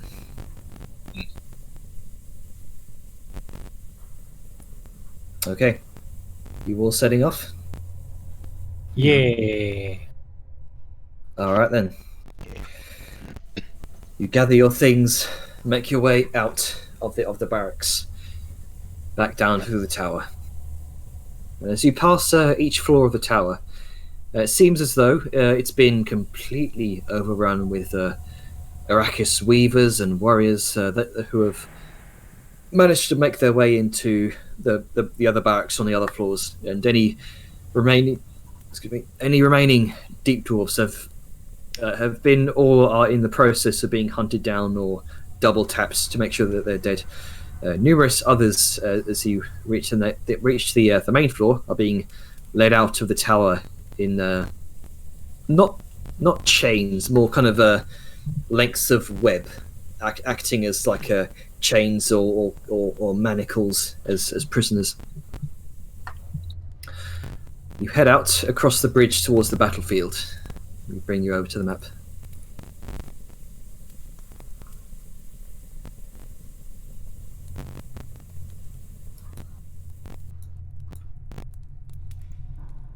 Where's the stream view? There it is. Seeing things.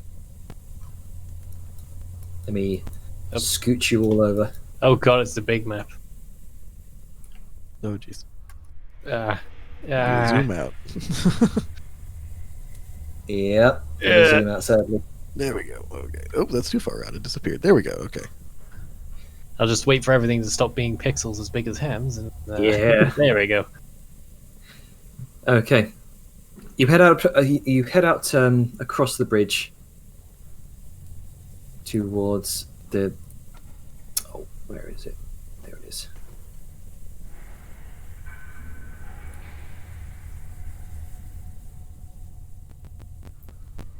Towards the battlefield, as the prisoners are being. And you can see as the prisoners are being led by you, you notice that they're all grinning at you. 3 of them say in unison as they walk by, being led by the Arrakis, "See you soon." And their purple eyes give a subtle flash. I don't like that. That's spooky. Fuck their mind games, don't buy it. This doesn't change the fact that 3 of them sit in unison. There's gonna be a lot worse cut to come. Maybe they should start doing a choir. Yeah, maybe they just practiced it. Maybe. I'll let you think that they were just, hyping themselves up, waiting for it to happen. Whatever helps, I guess.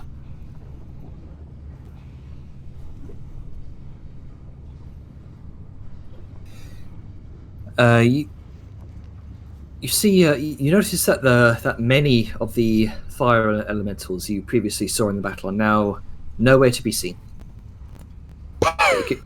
You can now see the remaining forces of the Deep Dwarves. Possibly a few hundred have now been chained up or bound with webbing as prisoners. And Deep Dweller goblins and Arrakis warriors are standing guard as the tower is now just being ransacked. You can see bodies of dead Deep Dwarves are being gathered and rolled off the sides of the plateau and into the lava lake below. Some Deep Dwarf and Arrakis bodies are being webbed up and rolled up into cocoons and once again flown off by the weavers, possibly for later consumption by their young. Ugh. Seems they also practice cannibalism. I mean, spiders, I guess.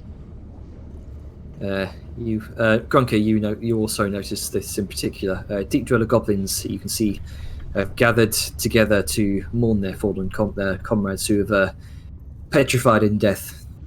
They're being gathered together along the edge of the plateau. They are silhouettes of mid-battle screams against the firelight. Where are they exactly? Just along here. Oh, okay. Grunker's gonna go over there. Okay. You see, they've thankfully suffered minimal casualties as you get closer, compared to their total number. But 50 out of a few hundred is still significant. Some of them are stood upright, with spears through their chests. Others are frozen, collapsed on the floor. You can see, you can hear rather a few other Deep Dwellers, other goblins. They're saying silent prayers to Gex, presumably. I'm just gonna go over to the gathering of statues and is gonna take out the petrified corpse that he collected before from that first what's it called? Myrmidon that we killed. I thought you were about to say you took out the 2 petrified arms you have. No, I'm keeping those. I may need. I am now dead. No, he takes out the corpse that he has been carrying around in his bag of holding Okay. and places it among the others. They all take the time with you to mourn their dead. You join in briefly with the prayers to Gex.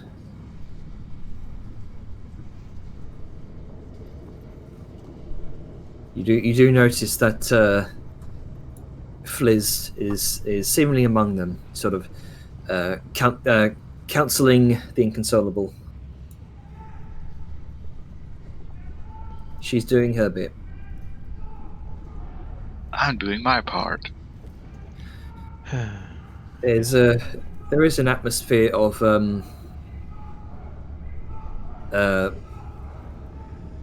some sacrifices are unfortunate but necessary to free one's people. This is the general atmosphere you have among here. Bloodshed is part of battle. I really don't have anything prepared, but I guess I should say something. Be there for your people. Yeah. That is the Just first get- part. Mm-hmm. Grunka's gonna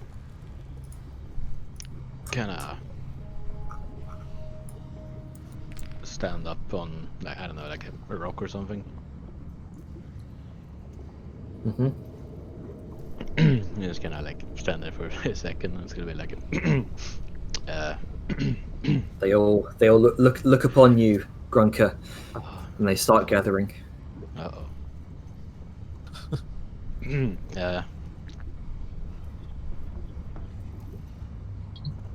I'm just gonna look over the people that are still among us, and then I'm gonna look over to the way too big group of not with us.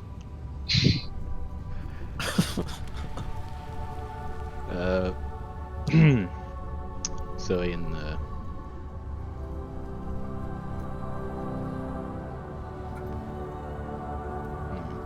What do you say, Grunka? in deep speech, or deep tongue, I guess it's called. Under tongue, sorry. One of the tongues.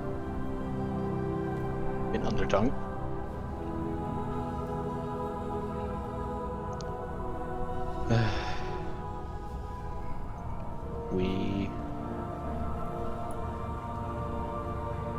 We as a people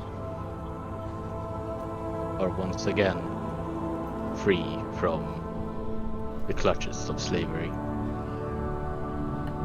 It have been a hard fight, a fight with a far too high price, as he gestures to all the dead ones. And I think that it is in all our interests to make sure that something like this never happens again.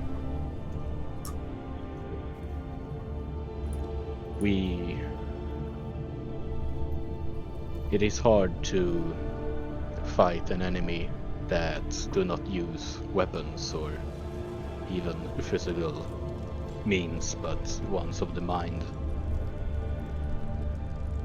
But we have to try to learn from what have happened here.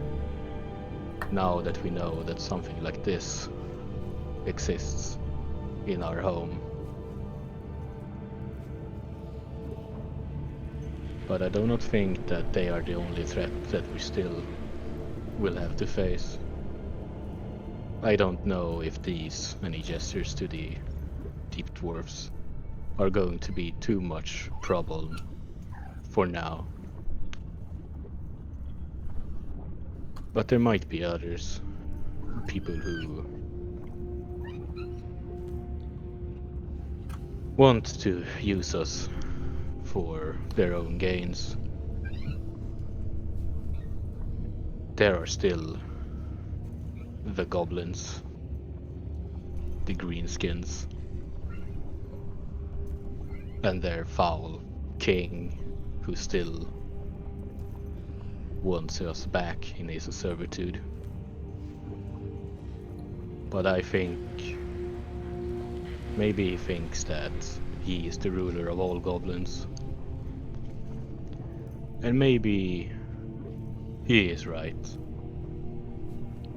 But that is why I think that we should no longer associate ourselves as goblins.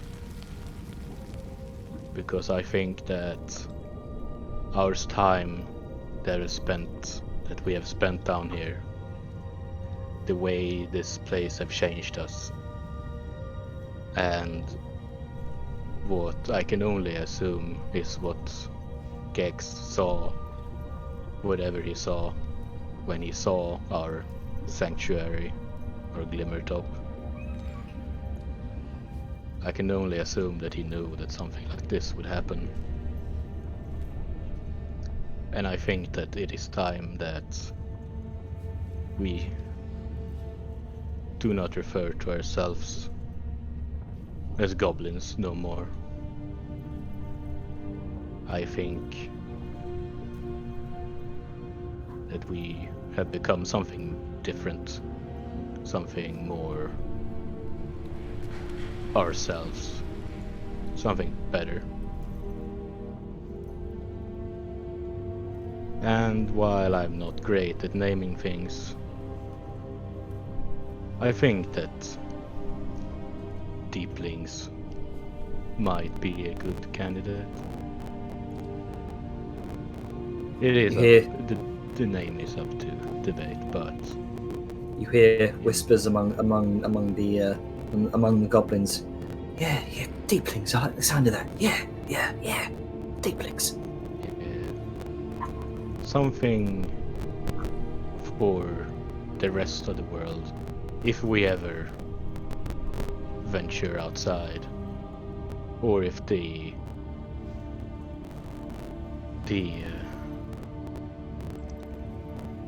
occasional deepling makes his way outside to explore the world like I have, that he have something to say to others, and that maybe in the future we will not be referred to as goblins anymore by those who do not know who we are or what we are. So maybe we deeplings could make a name for ourselves. It might not happen in our lifetime. It might, but things take time, and the upworld is a very big place with a lot of people. But I think that might be a future plan. For now, I say that after we have done the proper rites for our fallen heroes, who will not be forgotten,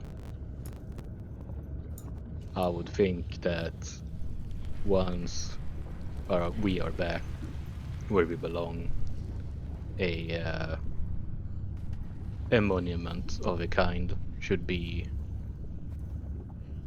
erected with their names, so that they can never be forgotten for their ultimate sacrifice for the freedom of our people.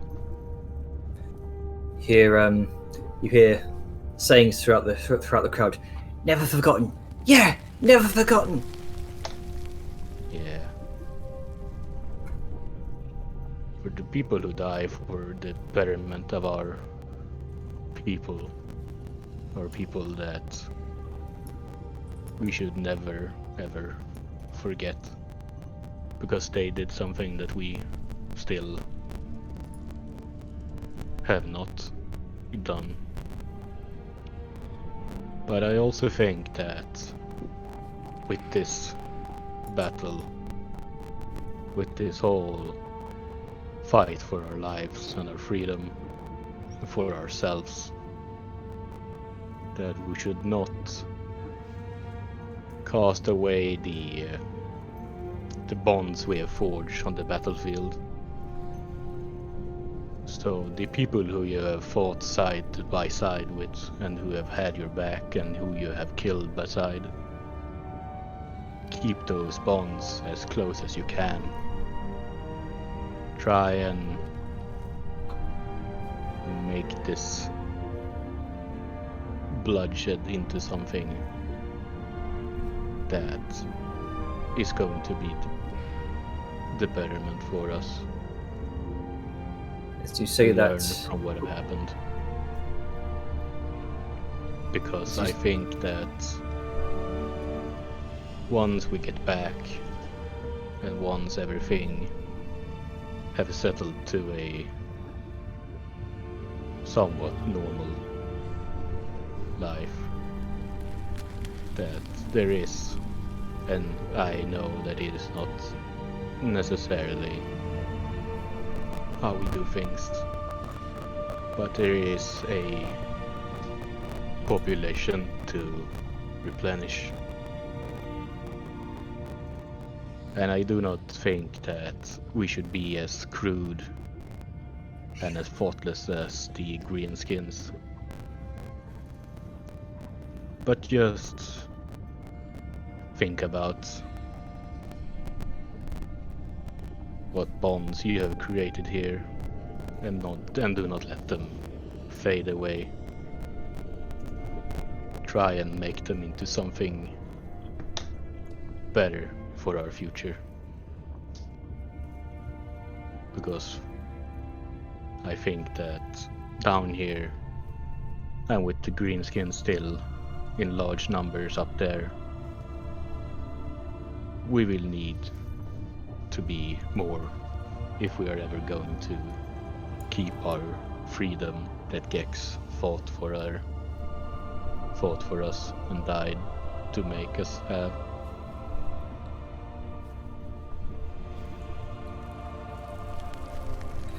As you finish saying that, you notice just among the crowd, you can see Danon and Fliz give a nod and shake hands. He gives another nod. And once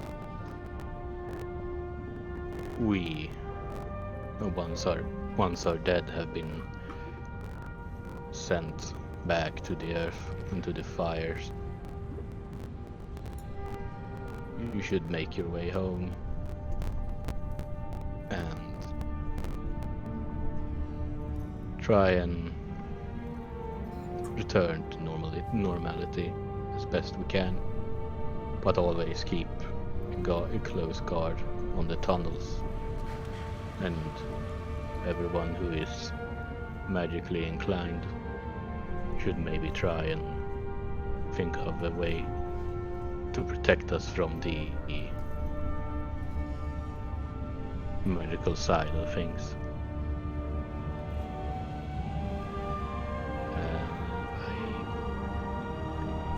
For now, I don't think that I will come with you, because we have a task that needs to be finished. We have a friend who had been captive and who needs to be freed.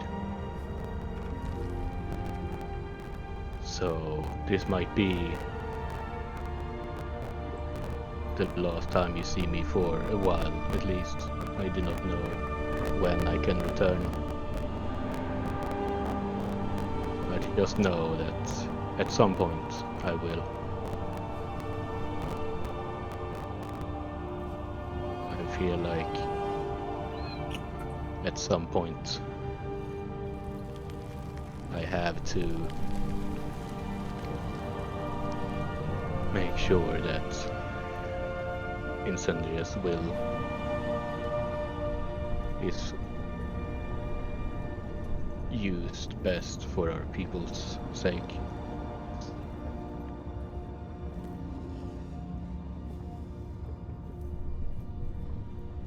So, for now, I will say goodbye and a good luck's journey to all of you. I know that it is a long journey to make, but we have made a long journey before, so I think we can manage it. Unless the Arakids want to help us out, but I think they are gonna look over to the Arakids who are webbing up the deep dwarfs. I You can see a couple of Arrakis have just stopped and are listening. Curiously. I think they have their own numbers to replenish, because this was indeed, for every side, a very bloody battle.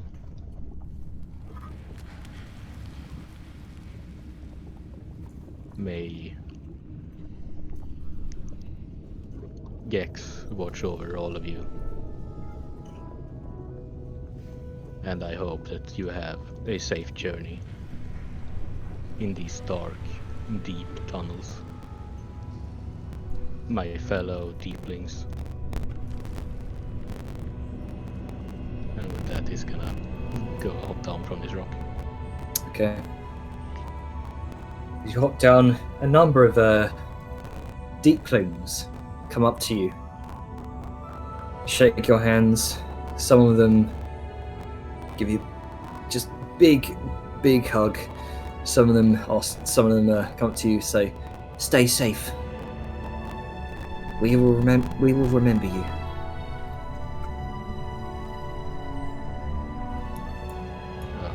I will. Thank you. Come back to us. I will do my best. It is a hard thing to promise not to die, because it is not necessarily in my hands, but I will do my best.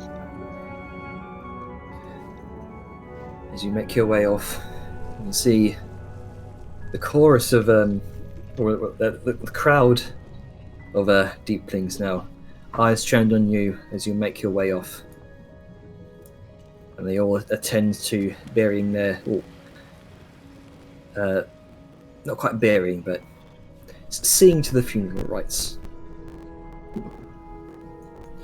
And as you make your way off, Fliz comes up and gives you what both of you can only hope is not your last hug.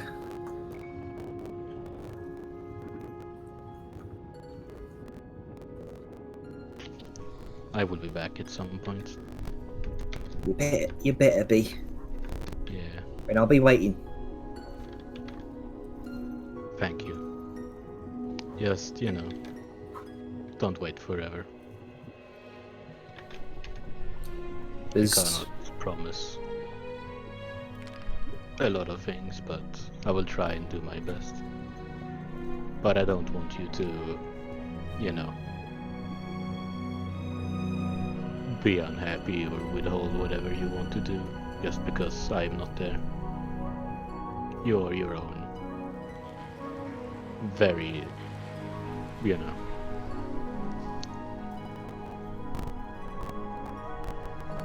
Greggs, is that a blush I see? No, I don't know what you're talking about. This is just the heat from the lava. We have to go now. See ya. She gives you a smirk as you make your way off.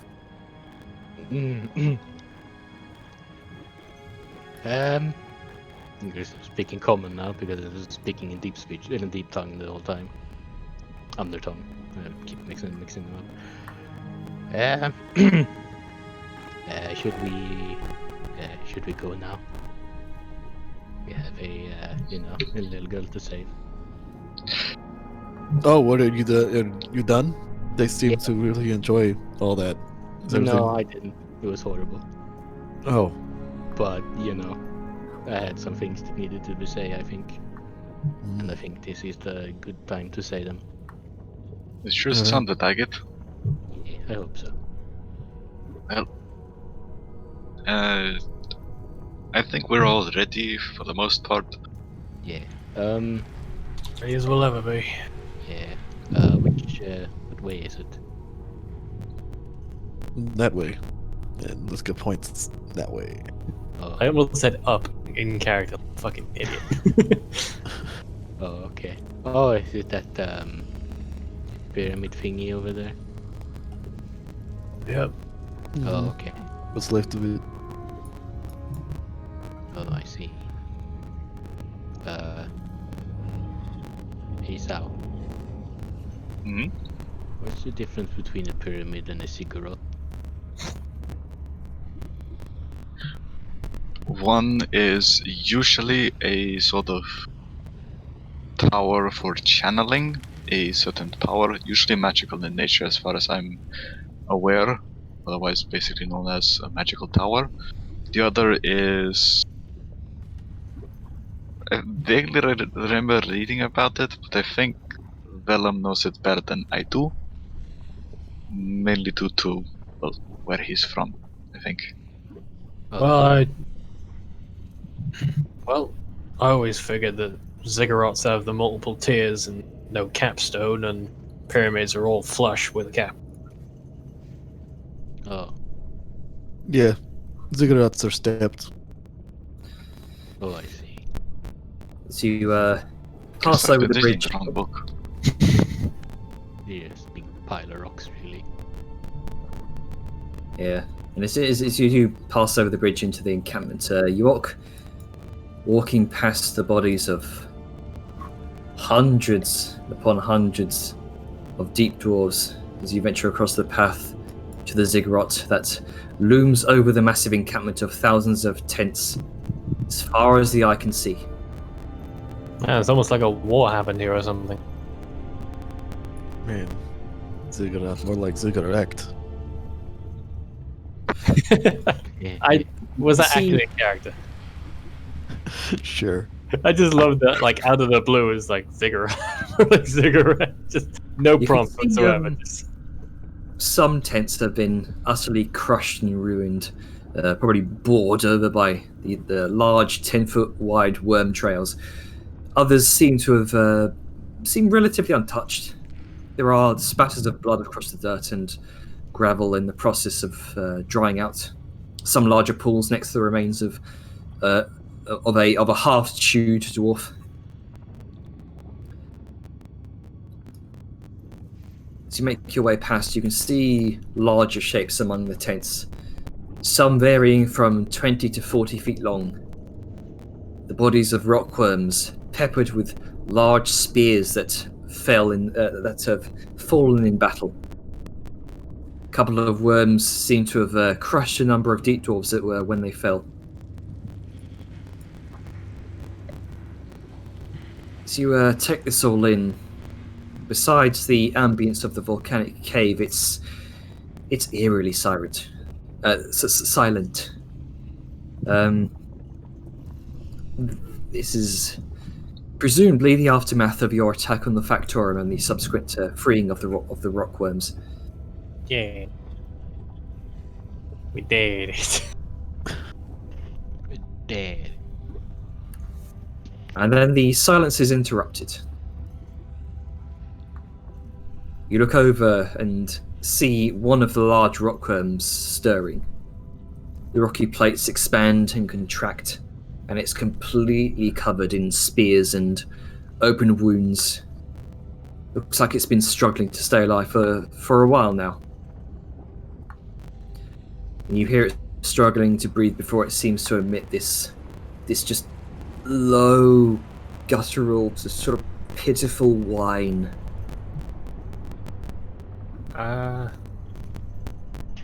What did you say? It's a rockworm. Oh, and it's a being worm. sad, dying. Oh no. But Sad dude, worm. with all our experiences of it so far, they've been incredibly violent and prone to attacking people. So, Yeah. yeah. I mean, but maybe we could befriend it. Maybe we can befriend it and make it our own ally. Mirika's gonna walk over to it. Yeah, well, that's you do you, buddy. Yeah. Let's go, Will, too. Okay. You see, like the last scene in Starship Troopers. It's afraid.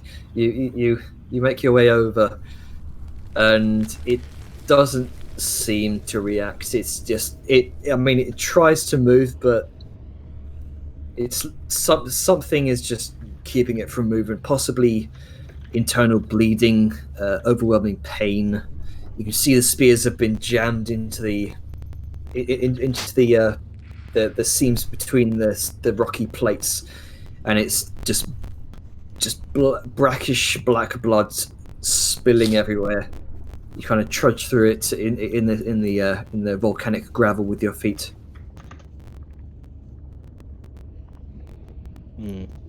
I don't think it's gonna live for very much longer. No. Probably ate too many goblins. And they're supposedly explosive. Yeah. You see a couple of green feet poking out from underneath. Uh-oh. Wow. Wicked Witch of the Deep Dark. I mean, maybe it's not injured. Maybe it just has indigestion. maybe. I mean, Maybe it just ate so many goblins that it just couldn't move. yeah, I mean, they're pretty nasty. Let's just gonna go in and kind of like go towards the head and look in. Not like put her head in to look, but just kind of like glance down into the maw to see if there's like if there's blockage. You don't get a good look, but as it opens its mandibles to almost as if to roar, but it just lets out this guttural whine again in your direction. You can smell the bile, the just the nastiness of its breath. You do see the mouth is filled with gore. You don't see any blockage per se, but you can see it seems to just be bleeding from the inside. No, I think it's hard.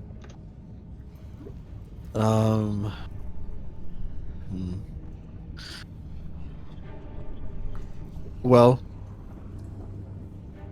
I was talking about possibly, getting a worm to help dig new tunnels, but I don't really know what we can do with this one.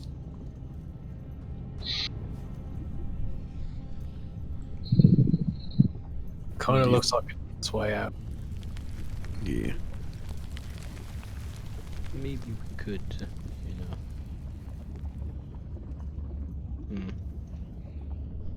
we kind of have, some more important things to do, but don't really want to, use a bunch of spells on it. Can you maybe patch it up a little? Again, looks at the thing that's probably like 100 times his size. I could try. I mean, I'll hold it if it starts doing much. I mean, the least we can do is take out these spears. Yeah. Okay. Yeah, okay, I'm just gonna use this sealer kit to...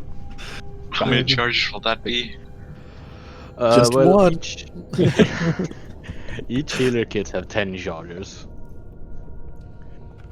And I think it's kind of up to Janner, because I think, like... It doesn't specify creature size. No, in core it's just, you can use, like, an action to just heal anything. Let's see exactly what this says. Actually, no, yeah, hang on, what am I doing? I have it right here. Where is it? Like, I'm all about fucking word ruly lawyer all of this shit up for D&D, but I'm gonna take this with a grain of salt. Yeah. You have a goblin trying to, deepling trying to bandage up a creature that is how many times larger? This one's about 30 feet long.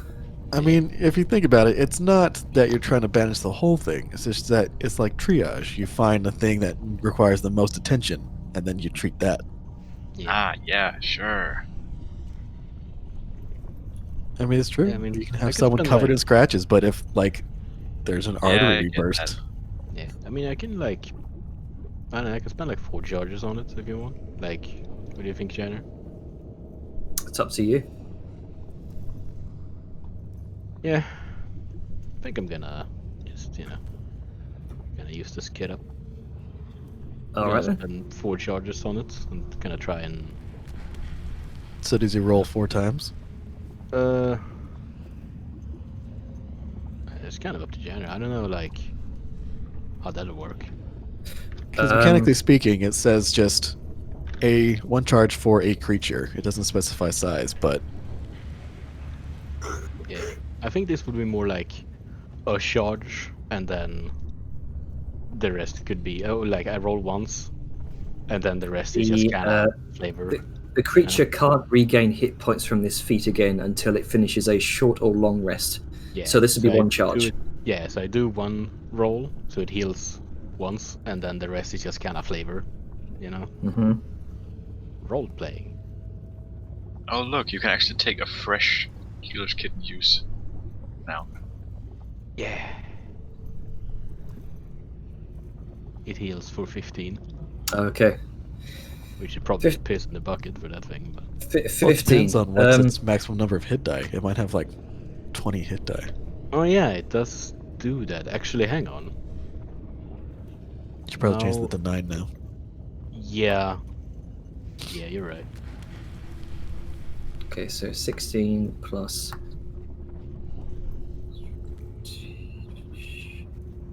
Okay, so On my as- healing. as you're spending the time attempting to heal what possibly the most grievous wounds this creature has, you do see you do see where one of the spears is sort of jutting into the side of its throat, or what could be considered its throat, and you spend the time kind of using your heal. We'll say with the sake of flavor here, spend the time with the healer's kit, plucking it out, and just stifling the gouts of blood which start. Yeah, and just pumping it full of like so much heroin. Yeah. So much fentanyl.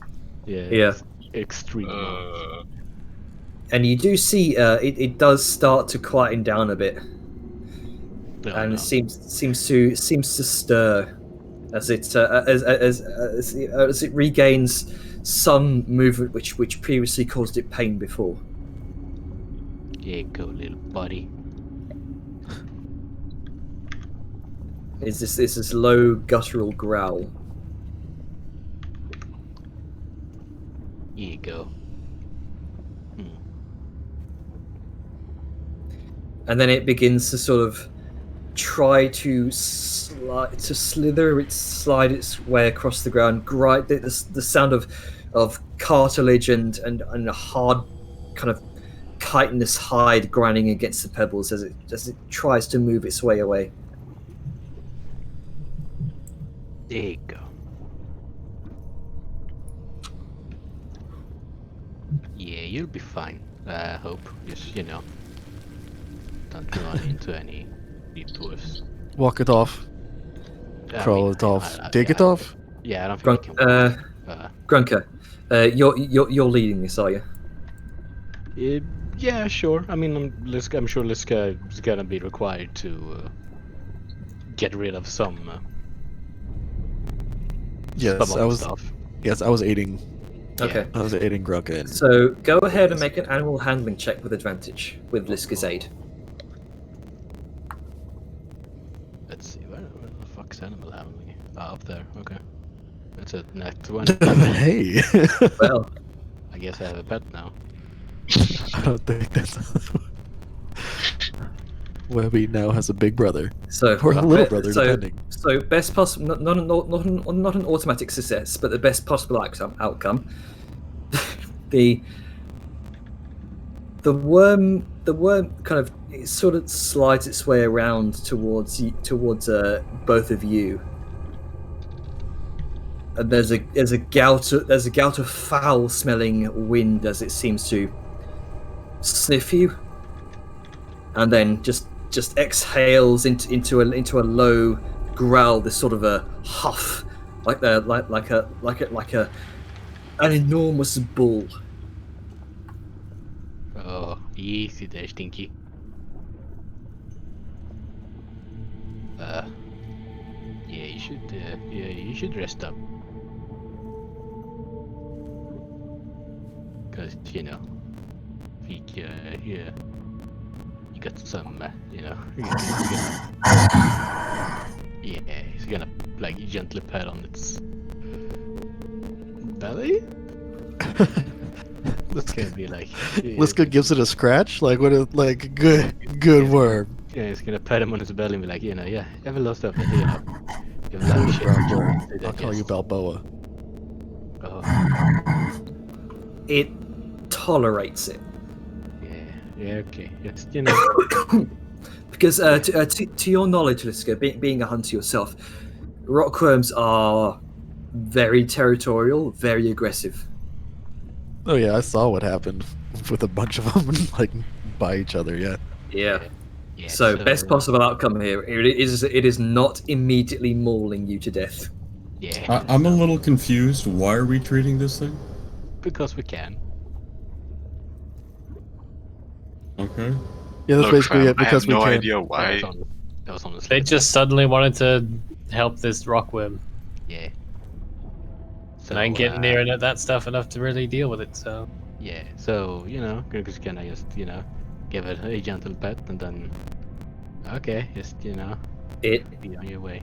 it turns away towards some of the tents, and slowly just grinds over them, rolling them flat, and it makes its way off towards one end of the cabin, makes its way off this way, and eventually you see it. Well, rather you feel the rumbling, and then you see its tail end sort of flick upwards before it disappears. See ya. Goodbye, Balboa. Let's go wipe away a tear. It was a good thing. They grow up so fast. Yeah.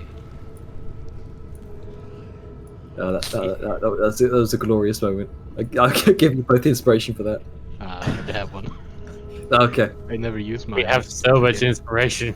Yeah. You never But used that it. just means we have to start using it more. Yeah. I always yeah. used one we're for about the. to face a boss, so we've all just been like holding on to it. Yeah. Got too good to use syndrome. The healing potion syndrome. Yeah. But what if I need it? You're on the final boss, but what if I need it? But I only have 57. Yeah. It might be Okay. final stage. So with that out of the way, you all kind of gather back up again. I imagine the rest of the party's just looking at Grunker and Liska with like, what the fuck are you doing faces. Scouting the Yeah, gonna just kind of wipe away some like worm blood on some like a tent. There you go. Nice and I can't lie, I'm not clean. It's fine. Yeah. Grunk is like the most wholesome barbarian I've ever met. Yeah, I love Grunker. Hey man. He is one with nature and the trees. Yeah, no, fuck trees. Well, I mean, these may as well be underground. Fuck They would go trees. around and move. Nature and the shrooms. Yeah. I am Grunker. I speak for the mushrooms. The mushroom says, yeah. Mushroom says. They're very agreeable. So you all venture closer towards the ziggurat. You see it in its entirety, much closer this time. The construction is most definitely not dwarven in nature. That first glance. Though it's angular in shape, its flattened surfaces are engraved with an almost sort of organic pattern. To some of you, the engraving on its surfaces reminds you of a tremendous mass of tendrils overlapping and underlapping each other, creating this solid surface.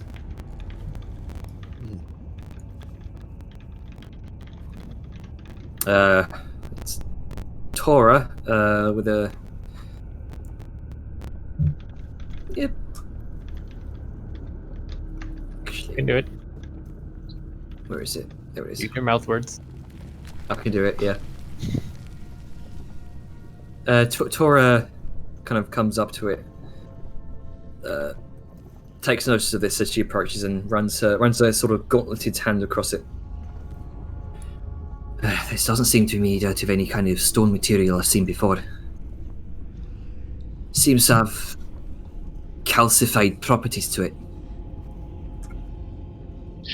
Sao just looks at the entire, cigarette in front of them, looks to Tora, then looks to, the parts of tendrils that she's touching.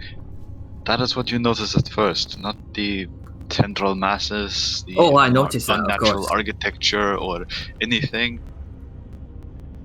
How would this be carved out of stone? I know you guys are like master stone carvers and everything, but Calm look down at it. now. Calm down. Well, that's the thing. This This thing must have been here for hundreds of thousands of years. This is before the Akteshi. Possibly long before giants even existed. Sound takes a look in the direction of, the fire temple. And then this. They are These are very... awfully close together. That's what I'm concerned about.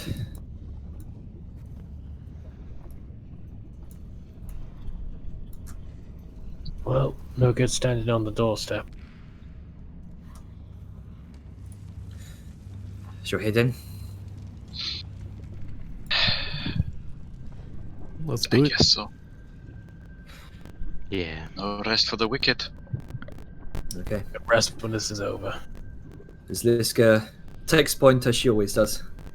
You're She is the one of metal, meat, and memories. Yep. did you Yeah, say the st- memories? I ran out of M words. Alright. The That's fine. stairs. That's when they Double came to check. mind, I'll be real. Before we Double get check it. distracted by Liska's memories, Okay. the stairs lead up to its the ziggurat's broken apex. The result of your plan to drop a stalactite on it. The top half of the ziggurat, where there may have once been some sort of small temple, seems to have completely collapsed inward. Cracks have spidered down the side of the ziggurat, and part of the massive stalactite is still lodged within. And you can, and as you near the top of what remains of the stairs, you can now see what's happened. The entirety of the center of this ziggurat seems to have been hollow throughout.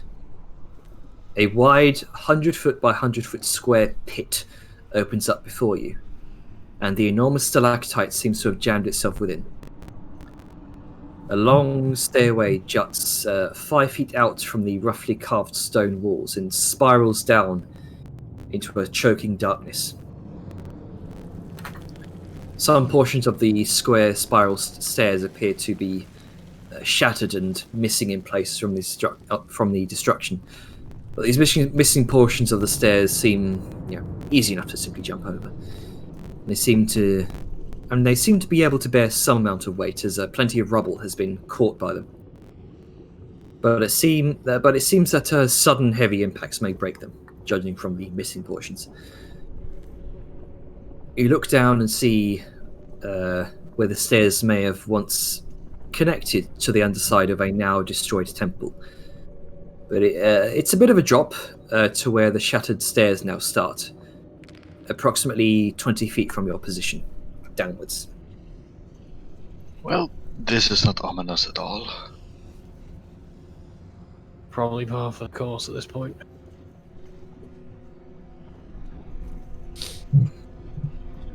Anyone have a torch? I mean, are you going to throw down something?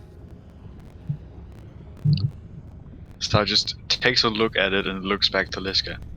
Look, you and I both know, just by looking at this, it's far deeper than any torch will ever reach. Of course not, I'm talking about the light. No, I mean, just have Asher do something. Yeah.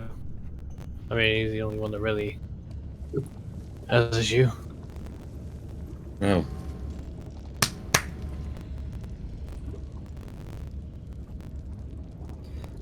Aja claps on a light. there you go. At the Is end he of his clapping staff, at cheeks again, or I imagine that the end of his staff is a light, as it always is. Yeah. I mean, there is no concentration on this, so you could technically just clap a Yes. torch for each of us and just be like, here. have a thing?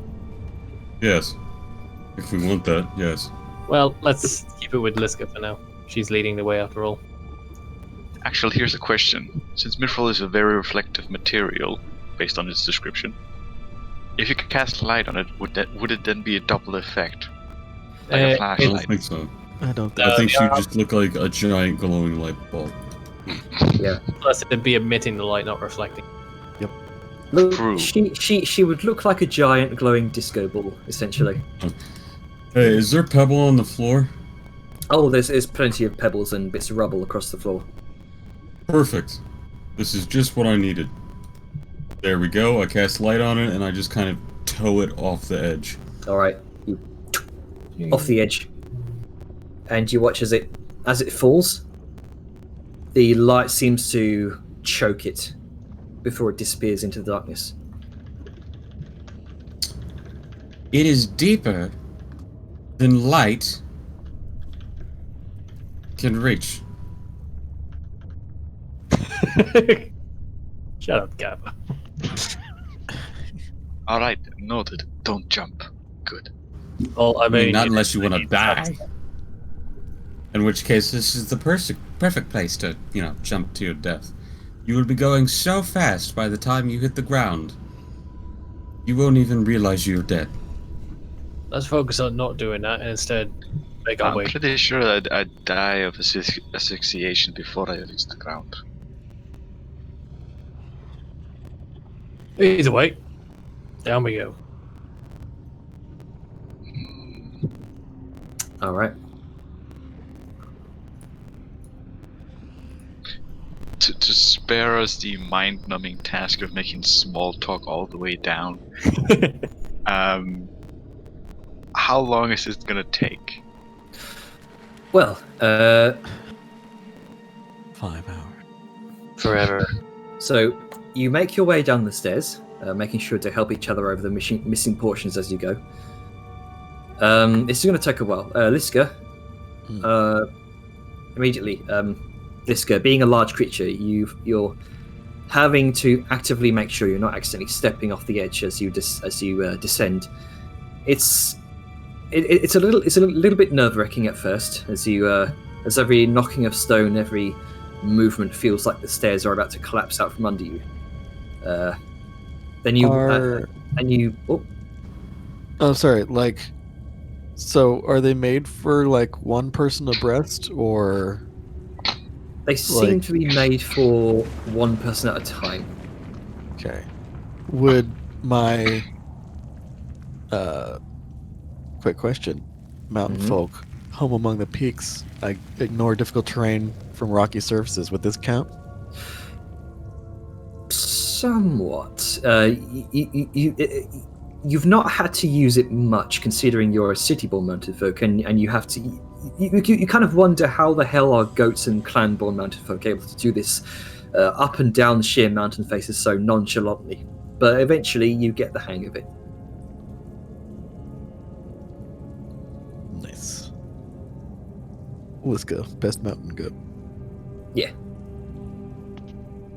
Big Billy. Regardless, you all continue to descend into darkness. The light from Aj's staff sort of heading your way, essentially. What's strange, though, is that the darkness itself seems to almost consume the light itself, wanting to stifle it to half of its normal distance. What feels like a pinpoint of light amidst endless darkness around all of you. Can I see the full 120 feet?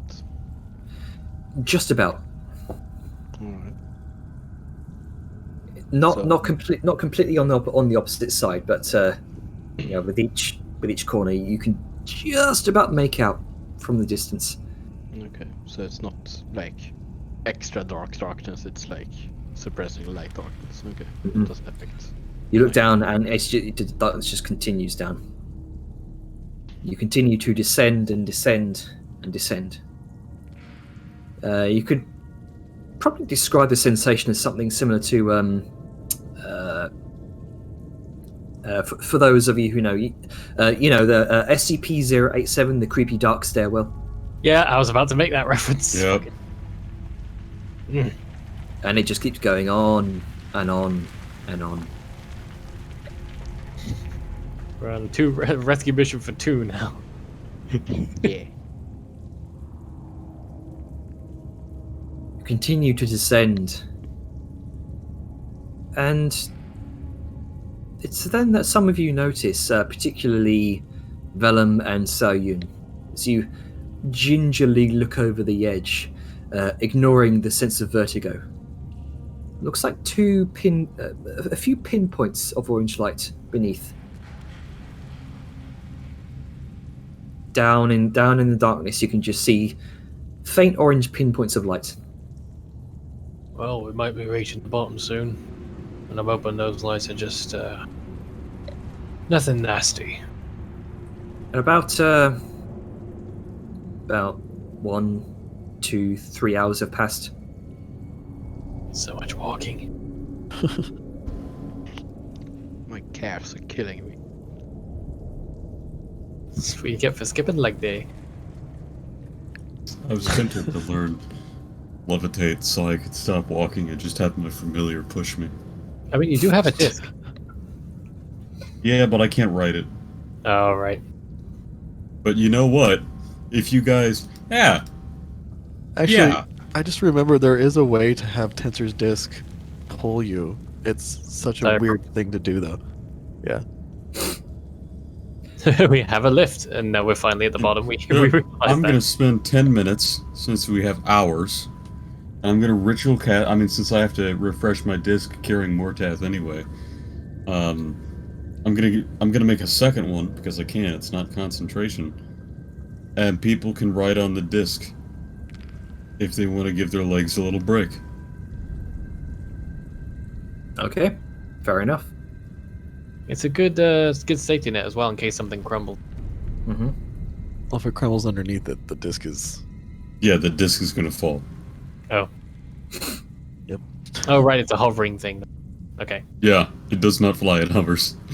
If it hovers over a void, it's not hovering over a void. It's plummeting. Yeah, good luck, everybody else.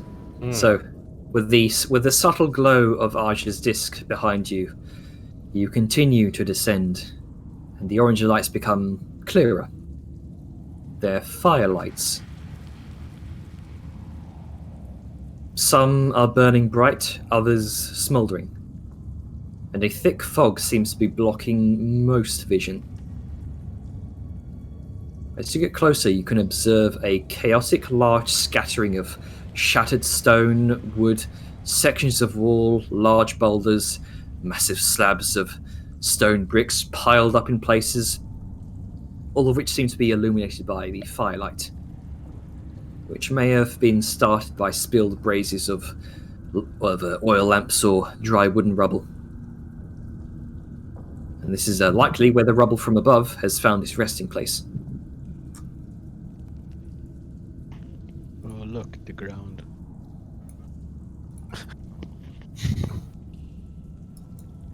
Alright. Well, gonna, I guess, look around a bit more just to see if we can find... Because this is the bottom, right? So can we look around to see if we can find, like, a passageway, multiple passageways? Sure. Make a... actually, no, this, you could be able to see this from the firelight. You do see, at one end, what looks like some sort of a hollowed-out crack in the wall. On the far opposite end, where this series of stairs seems to end. Stay together, everyone. This dark is coming a lot stronger, and we don't want to get picked off or caught off guard. Question, Tanner. How smothering is the dark at this point? Now that we're at the bottom, quote unquote.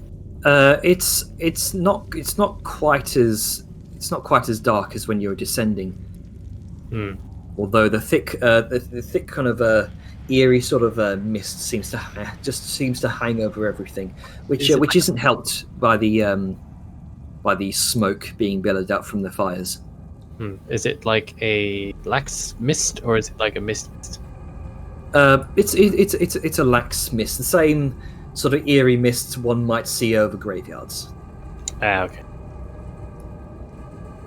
From that shitty air. Grave mist. There's Yes, undead around. Yeah. And as you would see this, Bellum and Salian, you see what looks like the occasional pale broken arm or crushed leg jutting out between portions of the rubble near the firelight. And you see one short cloaked figure scattered amidst the rubble, unmoving.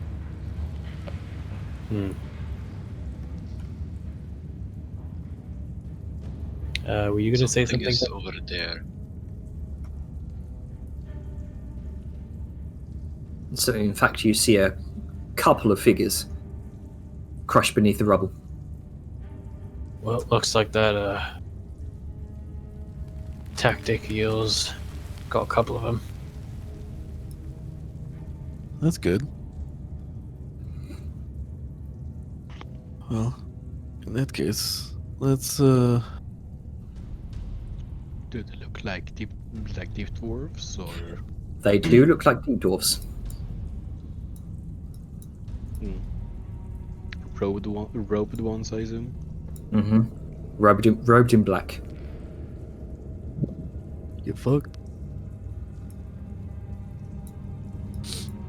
Well, I guess we, better keep moving. Okay. You reach the bottom of this stairwell and begin to make your way across the rubble.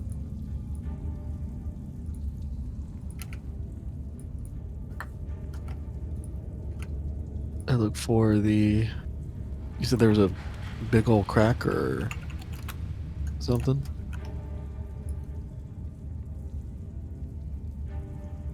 Yes. Okay. Is there anybody? Does it look like there's any more worked way to head?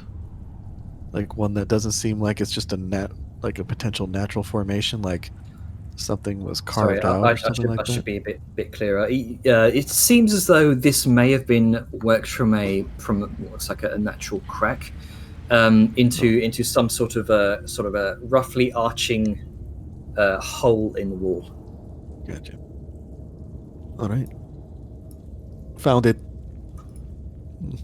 This Seems is to where be we need to go. on the opposite end of the chamber. All right, let's move then.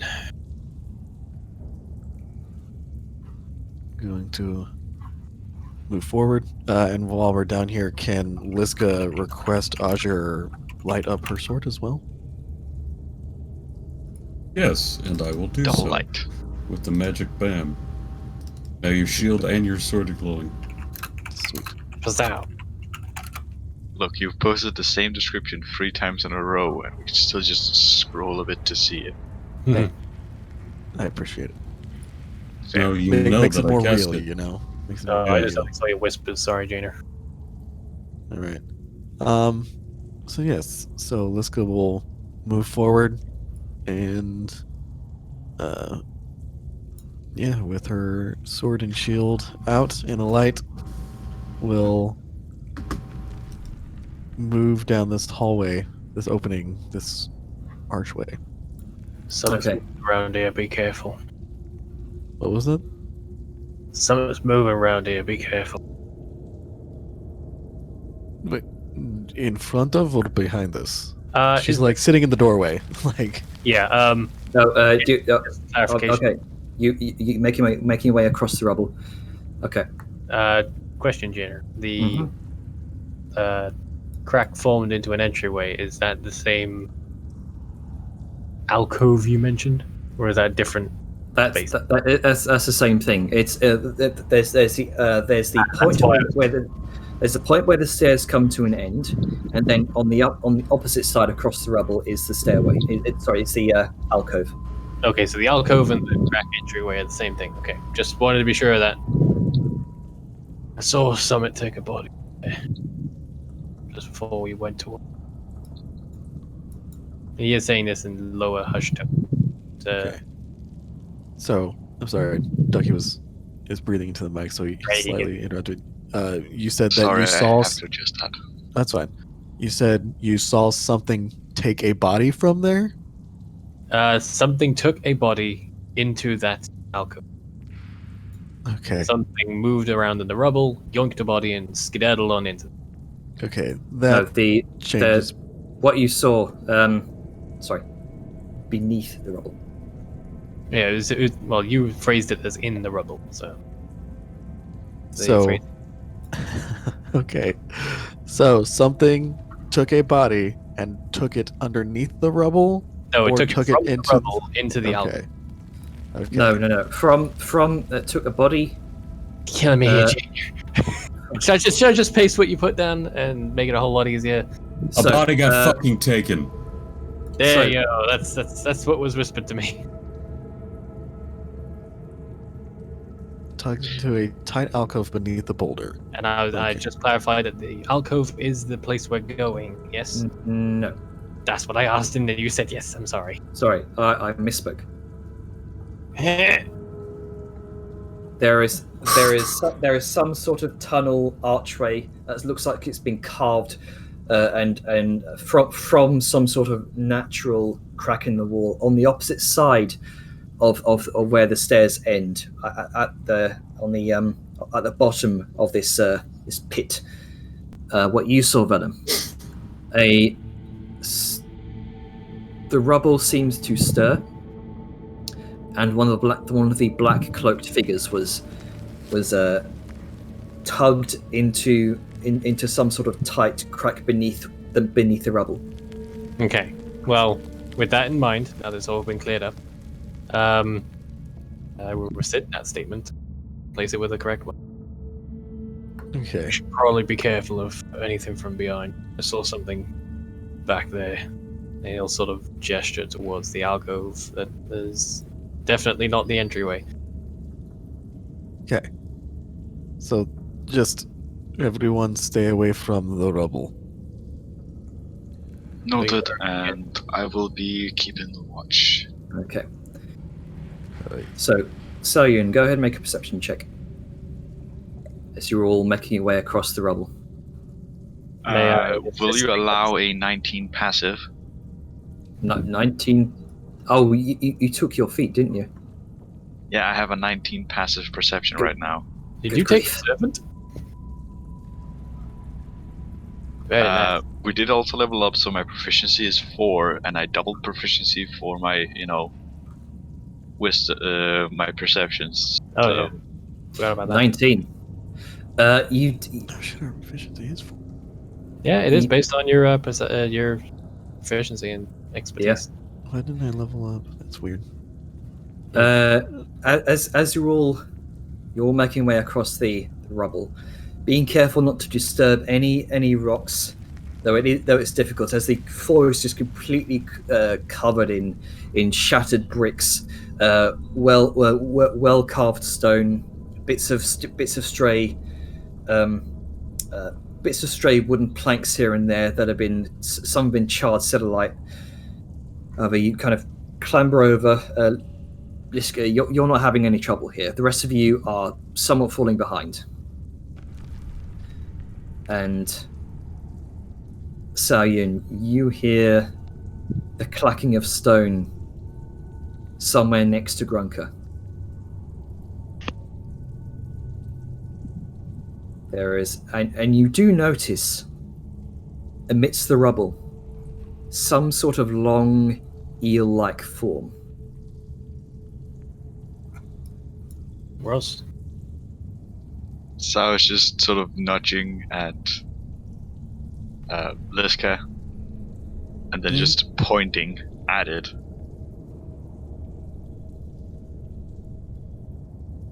The hell is that? Both of you notice as you slowly move your heads towards Grunker's direction, the eel-like form in the rubble that Saoyun has pointed out seems to be coiling in on itself, readying itself. Grunka, rock eel. Huh? Liska remembers Grunka talking about eels or something that, like, this is when we first went down into the mines. Yeah. And there was just like rubble, and it's just like, stay away from rubble, there might be like rock eels or something like that. And so yeah, Liska's like, Grunka, rock eel, and she points to it with her sword. Came full circle. You're just gonna like duck, like lay prone on the ground and just crawl away. Okay. The moment Grunker ducks his head, there is a flash of movement, and you can all see this now. Some sort of long eel-like form lurches out at Grunker from the rubble, spreading what looks like 4 mandible-like tentacles to reveal a beak-like mouth, and it just soars over Grunker's head, impacting into the next hill of rubble. Oh no, it's a Grick. I need you all to roll initiative. Grick is Alright. Grick's plea. Oh, Grick. You He's can't a be fun- calling me. Oh, Greek. Are we rolling initiative or are you doing the combat track? Because I need to know before I go. Yeah, to sorry. Force of habit again. Plus our pogs aren't on me. So we're still on a stairway, man. Oh, there we go. Oh, hey. Bye. Oh. Gricks can be fun. I've Spaghetti. definitely had enjoyment. Okay, first off, really cool map. Second off, it's not massive and full of things. It might be soon. Oh, that's where the Grick is. Huh? Why is it Alright, do not- we roll initiative or do you do the auto roll thing? API might be busted. Let me fix that. That's Yeah, probably Restart restart. sandbox. It's all right. Oh, I got a terminal. That's why. That would help. That would indeed help. Oh no, do you have to turn things on? Oh no, I gotta restart the library. Yeah, because the light on and off thing isn't working for my token, Yeah. so. Give me a sec. Spinning up a Light new on. sandbox. Light off. I will just mention a brief side detail about this map. This is prime catapult material. Lots of catapult material to have. I love that. Like, The first time, Jenner's had these huge maps, and the first time I decided to get in combat, after getting the Eldritch Spear to give me 300 feet, everything's within like 50. I know, right? Yeah, But it's good. but I will mention this: you will not have an issue with range at all anymore. Hell, you beat me in range. Yeah, well, in I most have to go instances, I prone. wouldn't have an issue with range. That's a neat little Grick token, Gene. Oh, hey, there it is. Okay, for some reason the combat thing isn't working, so manually roll initiative, please. Like in them our olden days. There we go. I Yeah. am lit. I thought I was selected. God damn it. Doing it again, so it's on the order, but I rolled a 12. Alright. I was doing something. What was it doing? Initiative. Damn it, I'm trying to. Well, what- Did it just delete my initiative off the order? Looked like it kind of did. Yeah, it's weird. Fucking, I'll roll again then. okay, That sucks. Is everyone done rolling? Because I'd like to edit my thing now. It looks like I rolled a natural 17. 12. 6. Wait, what? Yeah, His because- initiatives. Yeah. Yeah, Yeah. because I'm a barbarian, I have advantage on initiative. And Yeah. one of them was a nat 1, so it shows up in red text, even though I rolled a 14 on the other one. And Well, initial okay, team for that one. is an issue on Roll20's side of things. Yeah, Yep. And it I'm just even looks, no reason- surprised it's there. yeah, it just looks Yeah, funny. it is funny. A nat Fuck it. 1. Okay, so first up is Grunker. Oh, sweet. Well, As it just narrowly flies over your head, impacts into the side of another large boulder. What do you do? well, I said I'm prone, so I guess I'm prone. Mhm. So I'm gonna get up. So I'm gonna use half my movement to get up. And then I'm gonna like... let's see here. So I have 20 left. Boop, boop, boop. Go to here. And you smash it. nasty thing.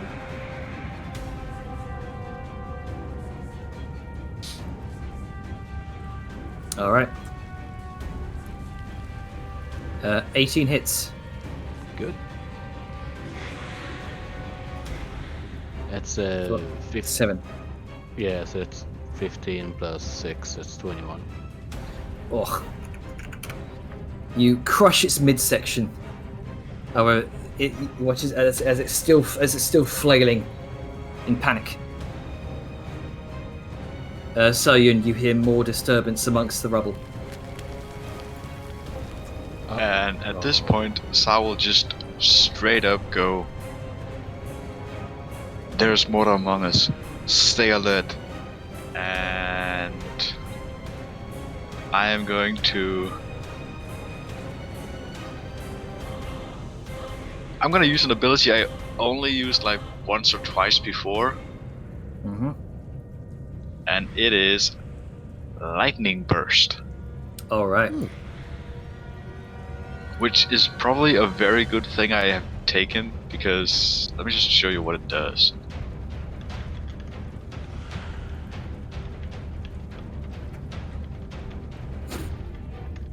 It doesn't consume bullets, just my Thundermonger.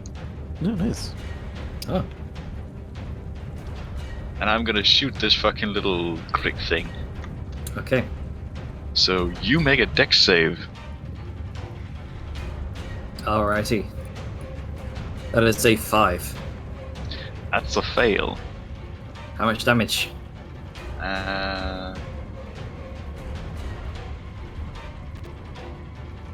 That much. All right. The thunderous wave of blasting energy emanates from your. This would be your My gun. your gun. Your gun. It is literally a lightning bolt, in essence. the strange eel-like creature just curls up as its entire body is fried. You can all begin to hear more shrieking from beneath the rubble. Oh. That's not good. I'm on the rubble. That's my turn. Okay. Next up is. Oh, why did it? Yeah, I'm kind of wondering why Sal Very- went instead of me. Yeah. Yeah. Okay. So I mean, we'll, skip, That's fine. we'll skip over the turn of Salyun there until But you next round. didn't So, You can just... re-instance it. I didn't sort it, or we're reading at the wrong point. It's happened. okay, so Liska. All right. Hearing that there's more, Liska's going to move here, and she is going to ready in action to attack the first Grick that comes within line of sight. Okay. Aja. Alright. Oh, flip my token for me. Alright. I would like to clamber up this rock. I'll climb. How high is it? It's about 10 feet.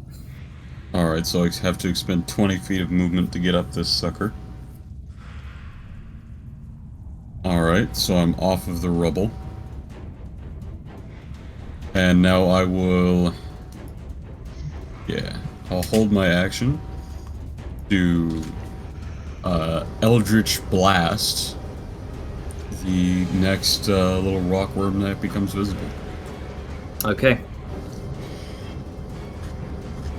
Venom. Alrighty, so for the moment, there's no targets. So, quick question: what direction was the exit, quote unquote, that we were heading towards? Just so I have a point of. Best you can tell, over here. Okay, so north. Well, I'm gonna take the dodge action because I can't see shit yet, and scoot my way this way. So yeah, I am the Doji. Fuck. Yes. And that'll be me. All right. You watch one by one as multiples of the same creature emerge from the rubble. There we go.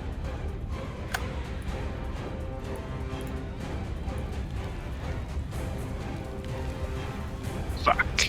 Slithering out from small cracks, like squeezing their boneless bodies in such a way that makes you feel a little bit ill. You can see a number of them have been seemingly feasting on whatever remains of the Dark Priests that are down here.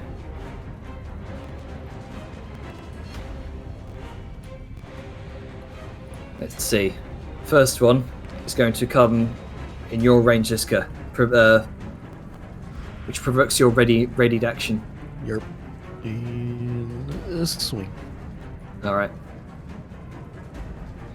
Which as it coils and sort of launches itself up to your direction, its mandible-like tendrils all splintering off from its main mouth, revealing a beak, predator style. That's 17 that hits, 13 damage.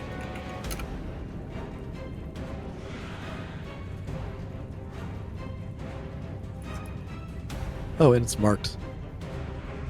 Yes, it I'd is. just like to point out that Liska has a plus 11 to hit with a melee weapon. Yep. Slayer's blade, boy. Plus 3 3. weapon. Slayer's Blade is lethal on Liska. And it's going to... Lethal Liska. Yeah. You can bump that up by 2 by increasing your It's going strength to or provoke my proficiency. opportunity attack first. Okay. So, one's gonna go to this, and one's gonna go to that, since they came at the same time. Mhm. Alright, so first next to Liska. 22 hits, which 18. just sunders it completely, burns it to a crisp in holy light. And 18 hits. The second one is sent off balance as it's attempting to spring forth. Alright. That's my held actions. Now they can continue their turn. Let's see. This one's going to come over to you, Liska. Howdy. This one's going to slither up in your direction. 20, 30... can just about get up to you.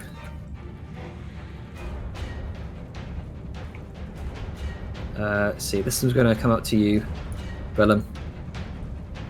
Slithering over in your direction. I mean, they can try. Disadvantage. You ever seen the horror movie Slither? I have, and fuck you. Yep. I've used Grix before. I know how terrifying they can be. Don't worry. Just across the rubble, no issue. This is going to make a series of attacks on you, Salyun. Oh no. Okay.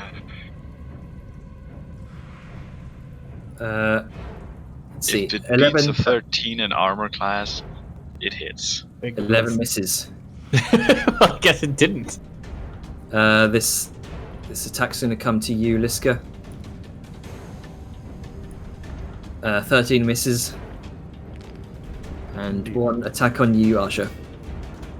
18. How does it hit me? I climbed up a rock. I'm 10 feet in the air. Let's see. I'm just going to see where it started. Who cast the reverse time spell? My bad. Who's been holding out on us? Okay, they started there. So this one came over. There's a reason I climbed up the rock. Yeah.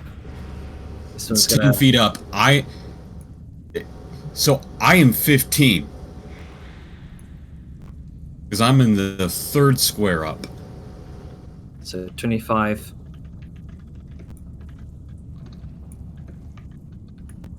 and it needs to be able to expend 20 feet of movement That's to true. get up here. So would not be able to hit you. Yeah, I'm sorry to be anal about that, but like, No, it's fine. see, gotta do this. There is a reason that you climbed up on the rock. And then this one's going to move over towards your direction, Grunker. For a 17 to hit. No. Oh wait, that is my armor class. Okay, so that's 11 points of slashing damage. And a beak for a 23. Yeah, it's Okay, for 5 piercing damage.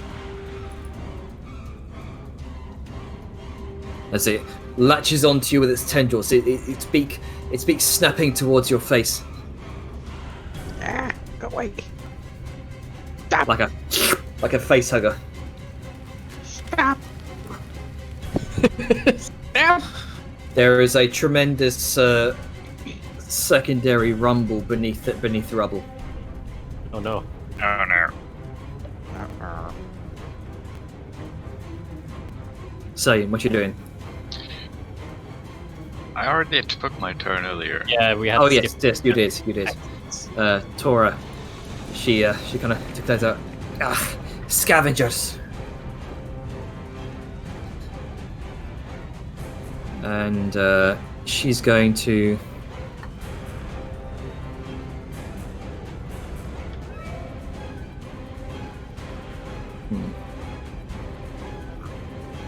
A simple sacred flame on the one attacking Saoyun. That is spent dying. Please Not don't. yet. God. That's how you live. So needs to make a dex save, which fails for 9 points of radiant damage. Stora outstretches her hand. A column of light erupts from the rubble, singeing the Grick. And as the Grick falls to one side, you see just beyond a tremendous hump of rubble gives way to a very large specimen of these creatures. Oh no. It's big snake. Oh no, it's an alpha grid. Oh. It examines the battlefield, turns its attention towards the largest and possibly juiciest creature there is among them. Bring it. I mean, that's a compliment. I mean, this guy is juicy. You watch as this massive form slithers over the rock towards this guy. And it's going to make 2 attacks. One with the tail and one with the tentacles. With a 23 and an 8. None of those hit. You just bash it off with your shield. You're very ugly. It just hisses in response. Grunker. Yes. I guess I'm gonna attack this one right in front of me. Alright. It's gonna whap it with. Hang on. Close. No, cancel. With advantage, cause flanking. Give it a good wham. Oh wait, is Sao having? What does Sao equip right now? She has her gun. Okay, so I won't have advantage then. No, not with ranged attacks. Oh no. Oh no. I can lightning burst it. Save your If you thunder. can dodge. Yeah, but ranged weapons don't provoke within. Yeah, your yeah, you can't Yeah. be fighting with a range. Well, regardless, 25 hits, 16 hits. Oh, All right.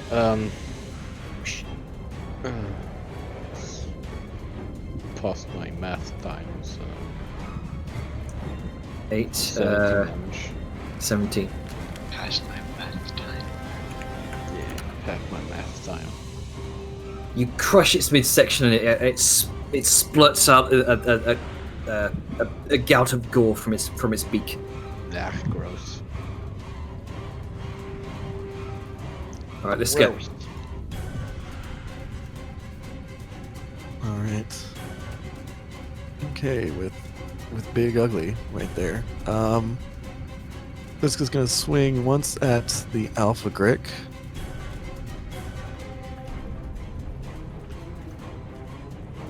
And hopefully a hit.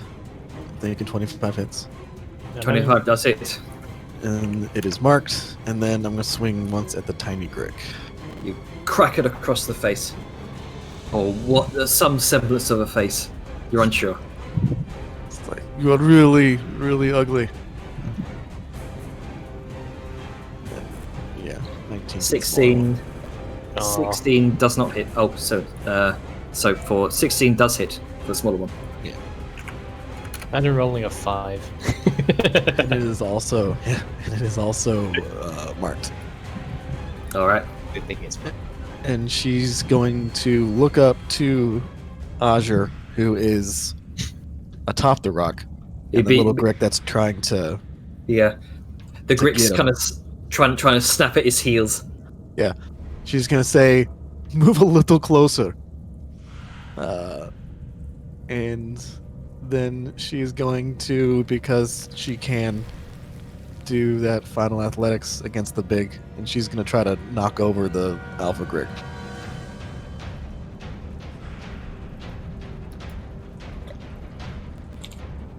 All right. Let's see. Hmm.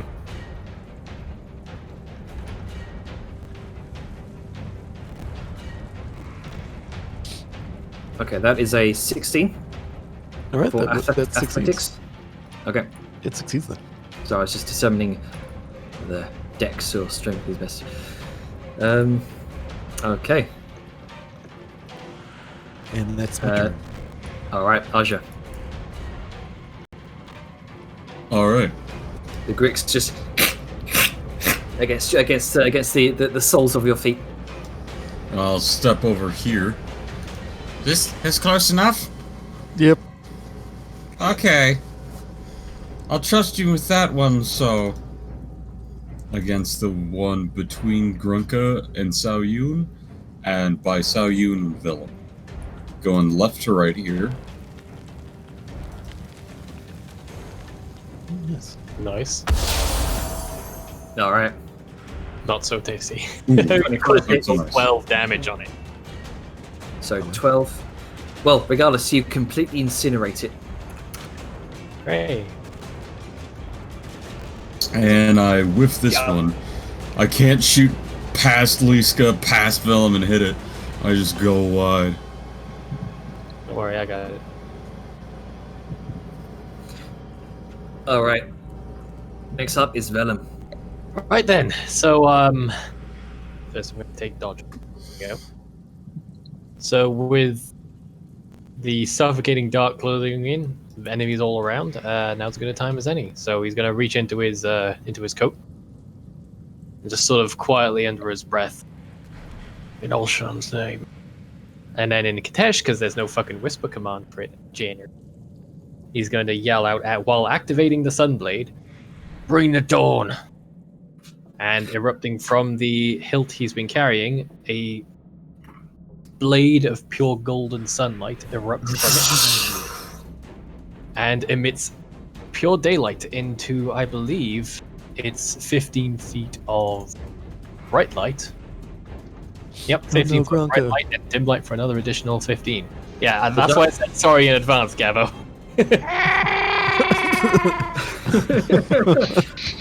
The Oh, darkness is choked away by sunlight itself. You'll feel the warm radiance of pure daylight. And I'm gonna use that warm radiance to smoke this bitch in the face. All More right. radiance I'll be right into your honest. retinas. I'll be honest here. Willem just went full anime. Oh Look. yeah. Religion is a power. I have the power of God and anime on my side. Sorry, I can.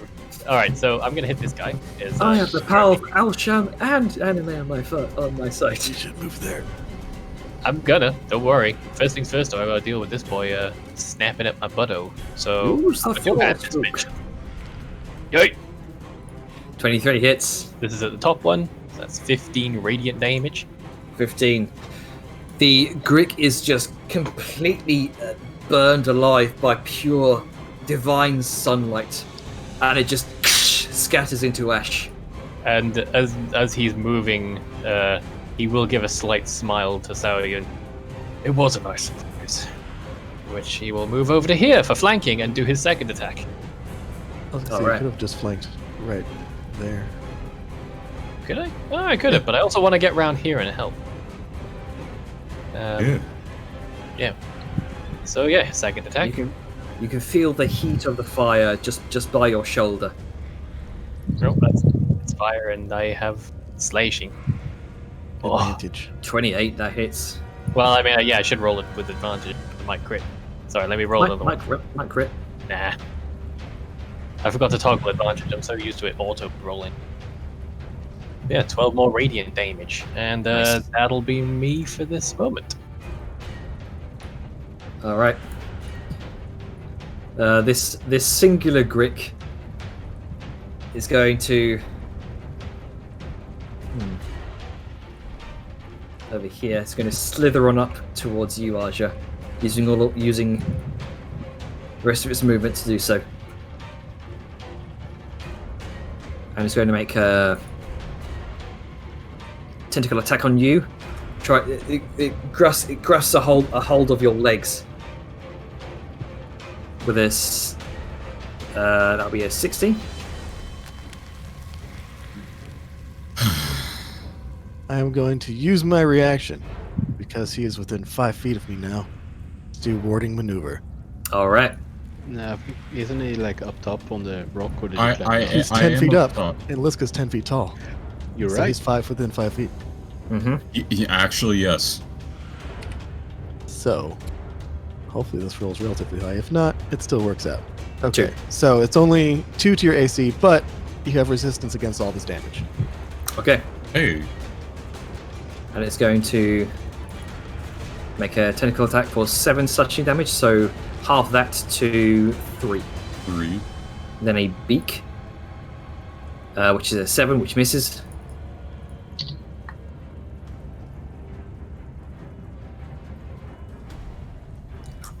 You're just trying to. Sorry, what was that?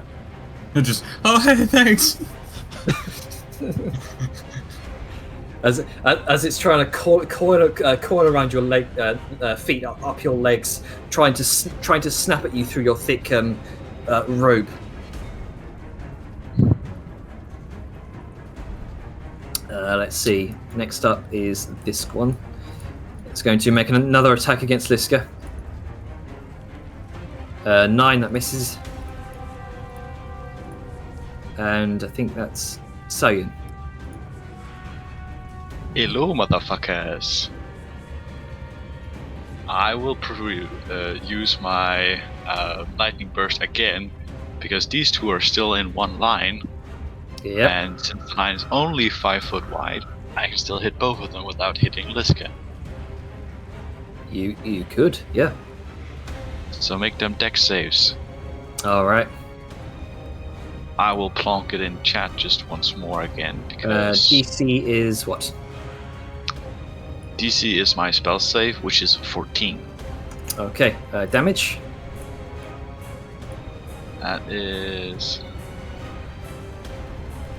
Ew. Half on the save or none? Save or Half suck? on a success, yes. Okay. I rolled good one time and then bad the other. Of course I Okay. have. See, it seems lots of the macros aren't going to work, so I'm just going to manually roll. Well, so long as now- they're part of an NPC sheet, it should still work. Oh, there we go. Just took a while. One. Only one fails. And it did. You watch as its body just like a dead spider just coils up on the ground, sparking with electrical energy. You know what the best part is? This is a feature I've had for ages. I just forgot to use it a lot of the times. There you go. Good shit. Now you know. Yeah, it just requires my Thundermonger, but line attack, woo! All you see is just Sao literally shooting lightning. Unlimited power. You just Alright, need fair, 5 that's spaces kinda where you can fucking draw rad. lines and not hit your party. But Yeah. There. All right, Tora is going to look to the big ugly. It's going to gonna The bugly, what do you say? the bugly, yeah. It's going to thrust her mace up in the air. Going to cast another sacred flame.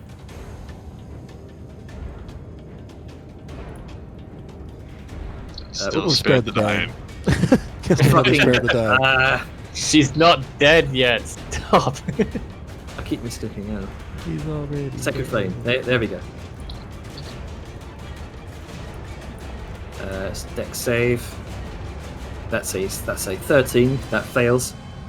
For another point, another 11 radiant damage. It seems to mix with Velem's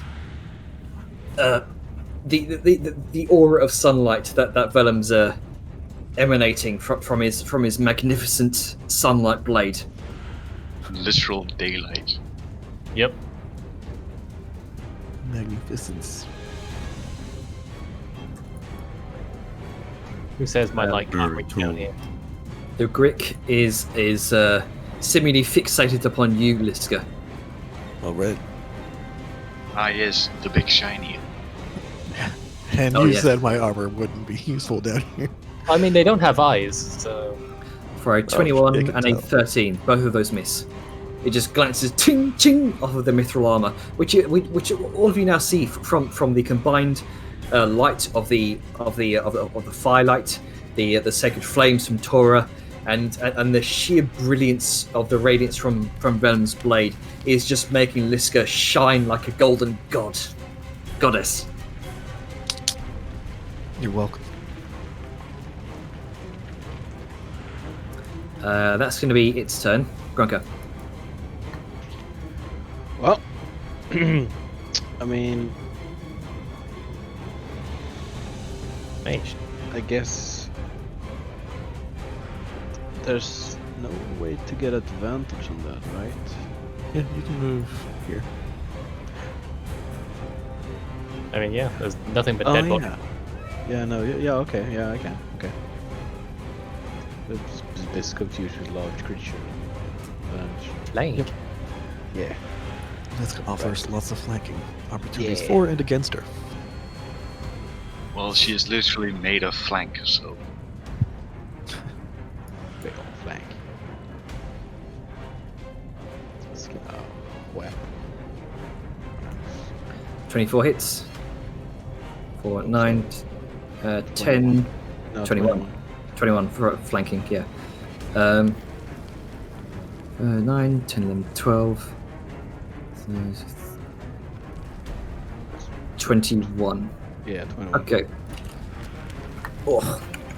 You effectively crush the end of its tail, and it lets out this horrifying screech of pain. Yeah, fuck you. Go away. Go away.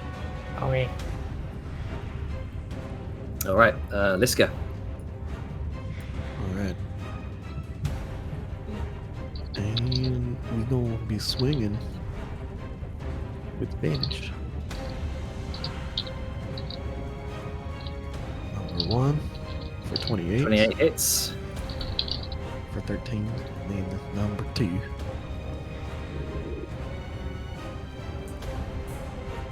23 hits. For 11. Make it a killing blow. Yeah. Alright. Liska's gonna like snicker snack.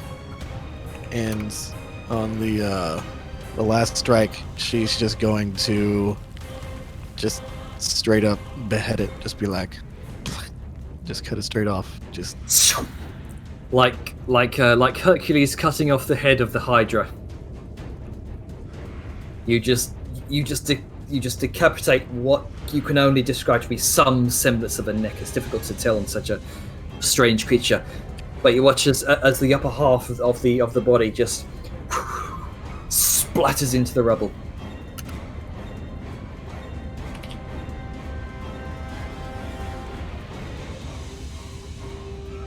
All right, and with that, Liska's going to.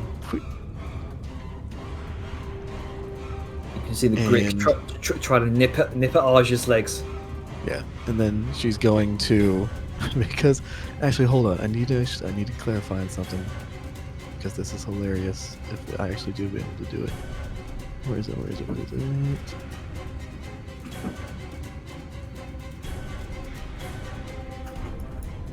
Hey, okay, yeah.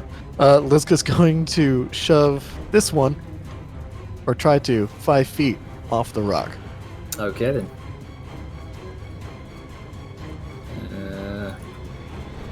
Athletics. Man, I'm rolling low on those. Still, 13.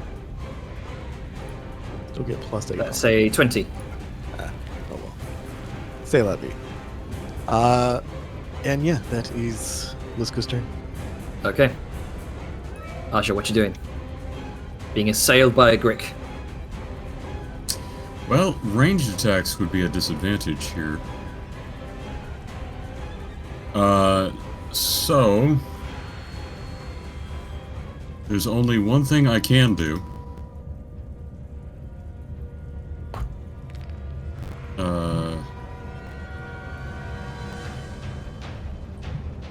Get around behind this motherfucker. Mm-hmm. Heh.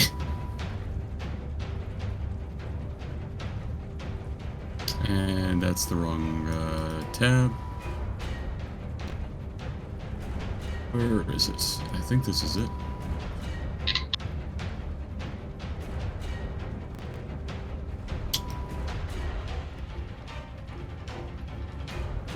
I'm gonna take my quarterstaff, I'm gonna hold it up with a little incantation.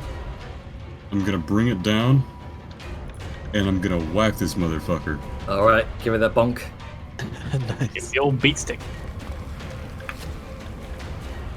You see, do I have this as a macro? I don't think I do. But it is just a magical fucking quarterstaff. So I'm just gonna have to roll this normally. Making sure I'm doing that right. Yes, I am. This is literally Aja doing the go to Hornet jail bonk. Take your tentacle hentai somewhere else. Just And like, because of Liska, I'm flanking. You are.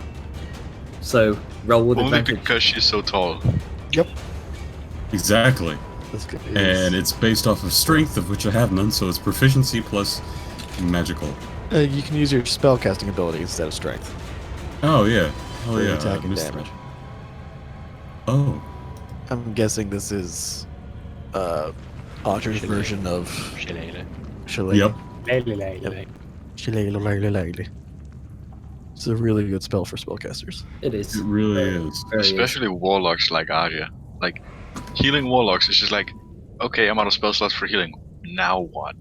Give it a whip. Weapon attack. That wham. Hell yeah. Alright, I made a little macro because now I realize I can do that.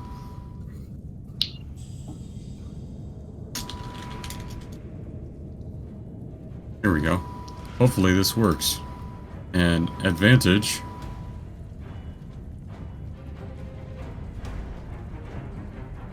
Ah. 25 hits. For 6, this I believe this is bludgeoning. bludgeoning. Yes. It doesn't change the type. You bring your stuff around, and almost like a golfer about to hit a ball, you just line it up and whack.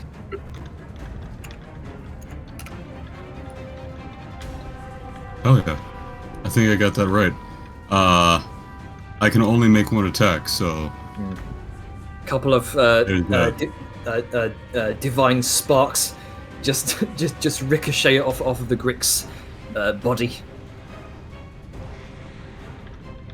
hell yeah.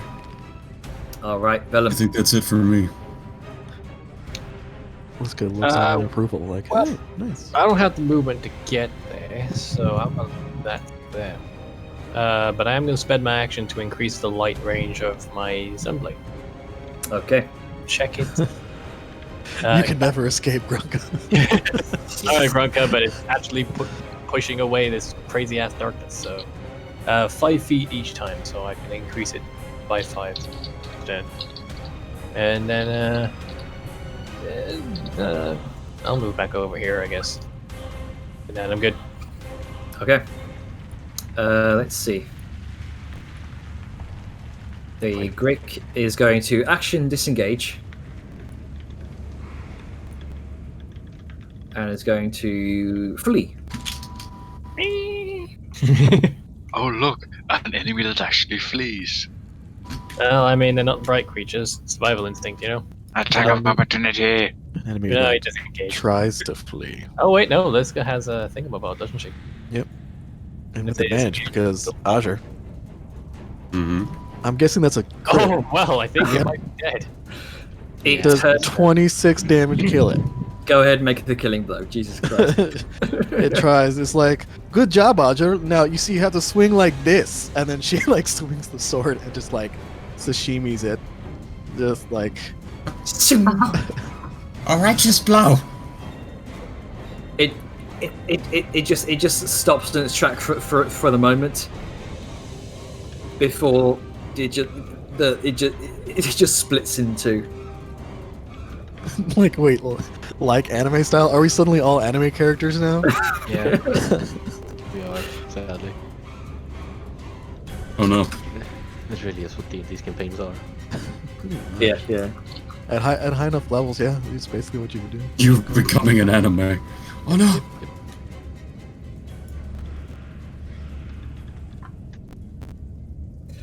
All right, we're out of combat. There you go. Increase it to maximum. I also just want to say that Chandler did specify that the darkness wasn't oppressive like it was while we were down the stairs. Yep, this is actually pushing it back, which is why I'm increasing the fucking range. No, I mean, it wasn't oppressive. It wasn't eating light It was on the stairs. What? That's what Jenner said. I thought it was at the same level of the clarification. Can I mention something? Go for it. If the tunnel down here was suppressing light, but this area is not, did we just accidentally go through a portal to somewhere? I think it has to do with the temple itself. See, I What heard it it as what it's the same specifies. level, so can we get some clarification? It's gradually become less and less oppressive the closer you've gotten to the bottom. Oh, Alright. okay. So it was oppressive on the way down. Weird. Yeah. Either way, we got a nice bright light. Oh, that's not great. Yeah, I think it means that the temple itself is the A the gateway. I mean, that makes sense. Yeah. I think it's just kind of proximity to what it represents, you know? Like being in a holy temple. Regardless, we're literally in Yeah. a prophecy about a fucking unbeknownst thing trying to take over the world. Also, we're almost at time. Yep. We are. Probably a good place Yeah. to end it. Fighting is over. Sao will turn to Vellum and just give him a sort of wink and a nod and just go, "Told you." You definitely did. And now, for everyone's benefit, there is 30 feet of bright light and 30 feet of dim light. So don't know about enjoy the everybody's. complete vision. Poor Grunka. Poor Yeah. Grunka. I'm sorry, Grunka, but sacrifice. It's Yeah, sacrifice. Some of you may your die. eyesight. But that's a That is a sacrifice sacrifice I'm willing to make. True Well, enough. if it really becomes a problem, I can turn it. For now, everyone can see clearly. Now that the darkness is gone. Yep. I can see clearly now. And with that, your adrenaline fading, settling into yourselves and realizing that you've just swatted a bunch of scavengers, essentially, at the bottom of the pit, not knowing where the hell you are in the world. We'll leave it there. Look, there's 1,000 things to be said right now, we ventured deep in a dwarven mine that was already deep enough. Then we went even deeper still into, fucking deep dwarf territory. Now we're deeper still. At this point, we might just be committing to a journey to the center of the earth. Welcome to the second layer down of the Deep Dark. Oh boy, second, that means there's more. Well, You do realize the second layer to Deep Dark is like reserved for players that are like level 10 and above. well, I mean, we're It's getting all it. good. We're fine. We're Yeah, we're fine. That's We've got great, the- because we're about to be level 10 and above. Yeah, I well, not about, but I've brought the sun. It's fine. We got this. I have the sunlight. Fuck anything down here. Fine, I'll just shoot lightning then. Yeah, we'll bring the entire surface down here, one element at a time. Do-do-do-do. Ah, classic. Yeah. Nice. I'm glad I finally got to use this in a proper setting, because I was going to use it on the king fight, but that kind of went sideways, so Yeah. didn't feel dramatic enough. Ah yes, didn't feel dramatic enough. The king's eye literally expanded to his head where it just became an eyeball and decided to, oh yeah, I'm gonna throw out a beam of fucking weird ass shit that deletes things. Yeah, dramatic but I was enough. stuck behind an invisible wall for most of that fight, and it didn't really seem the good time. So I just kind of went with whatever for the time being. Yeah, glad I finally get to use it and be ridiculously effective, good which stuff. is a huge change of pace. Congratulations on being ridiculously effective. Pretty fun. And especially isn't it now nice hitting that that plus Lister 11? can be extremely effective, Yeah. Yeah. one-handing the Slayer's blade like a beast. That's how she rolls. Effectively. Also, Hits hard and rolls like a freight train. Oh, let me just roll a 5 and get 14. Hey, man. Yep. Actually, you get It's like- 16. Yeah, it would be. Yeah. you guys just wait until I get my fucking better shit. upgrade for my rifle. By the way, yes, airship. But by the way, fucking, I am also rolling at a plus 11 with my blast. Nice. Good grief. And now I can do that up to 300 feet away. Beautiful. will Y'all be just very wait until fun. I get my fucking dex up and my proficiency up and get my weapon to the +4 level. And We will be, right, well, plus 4. yes. Yeah. Gods among men. Yeah, Remember, that's pretty much it. Yeah. Good. remember, Atlas, on this point, I can't find +X weapons like you guys. My +X thing comes from my own upgrades. Yeah, no, I get that. I was curious how you got plus 4 when plus 3 is the maximum allowed in the game. At level 15, I can take an upgrade called Masterwork Weapon, with the prerequisite of the weapon improvement, which I already have. It bumps up my bonus to a +2, but it also stacks with any existing effects I have from my Arcane Retrofit, where I can take a +X effect and layer it on top to a maximum of +4. Holy cow, that's good. Yeah, but remember, Perfect. level 15. Yeah, I guess that's fair. It's just plus anything more than +3, even on legendary items, does not exist in the game. So that's why you threw me for a loop there. Oh, I am aware on that point, but I would also like to remind you, I'm spending 2 upgrades that have then been locked into this. This is 2 upgrades I could use on anything else, like another thing at level 15, mortar shells. No. I get you. Right? Yeah. I'm just saying I wasn't expecting that because that's not. That's more than the mechanic limit of the game. Yeah, I know. It's kind of like saying, you can't increase your score past 20, and something says you can increase it past 20. That makes it a big deal. Barbarian capstone. Yeah. Level 20. The what's it called? Primal Champion. Yeah. I think also the books can do it. You know, the legendary ones. Yeah, because the books increase your maximum Yeah. turn. They're very rare, yeah. Yeah. Andy, Mm-hmm. the title, you should go with deeper, yet deeper still. I still like Emancipation Grunklemation. Jesus Christ. I kind of like that too. That During seems the wrong. entire speech thing, I was just thinking, this is so Abraham Lincoln. Abraham Grunka. Abraham Deepling. Yeah. Yeah. Even better. But yeah, Deeper Yet Deeper Still is a very good title.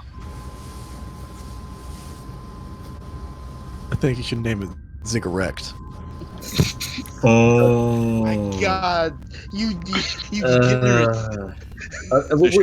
Should we wrap can- this up then, so we can stop? Yeah, recording? let's wrap this up. Skittles, or if you have any.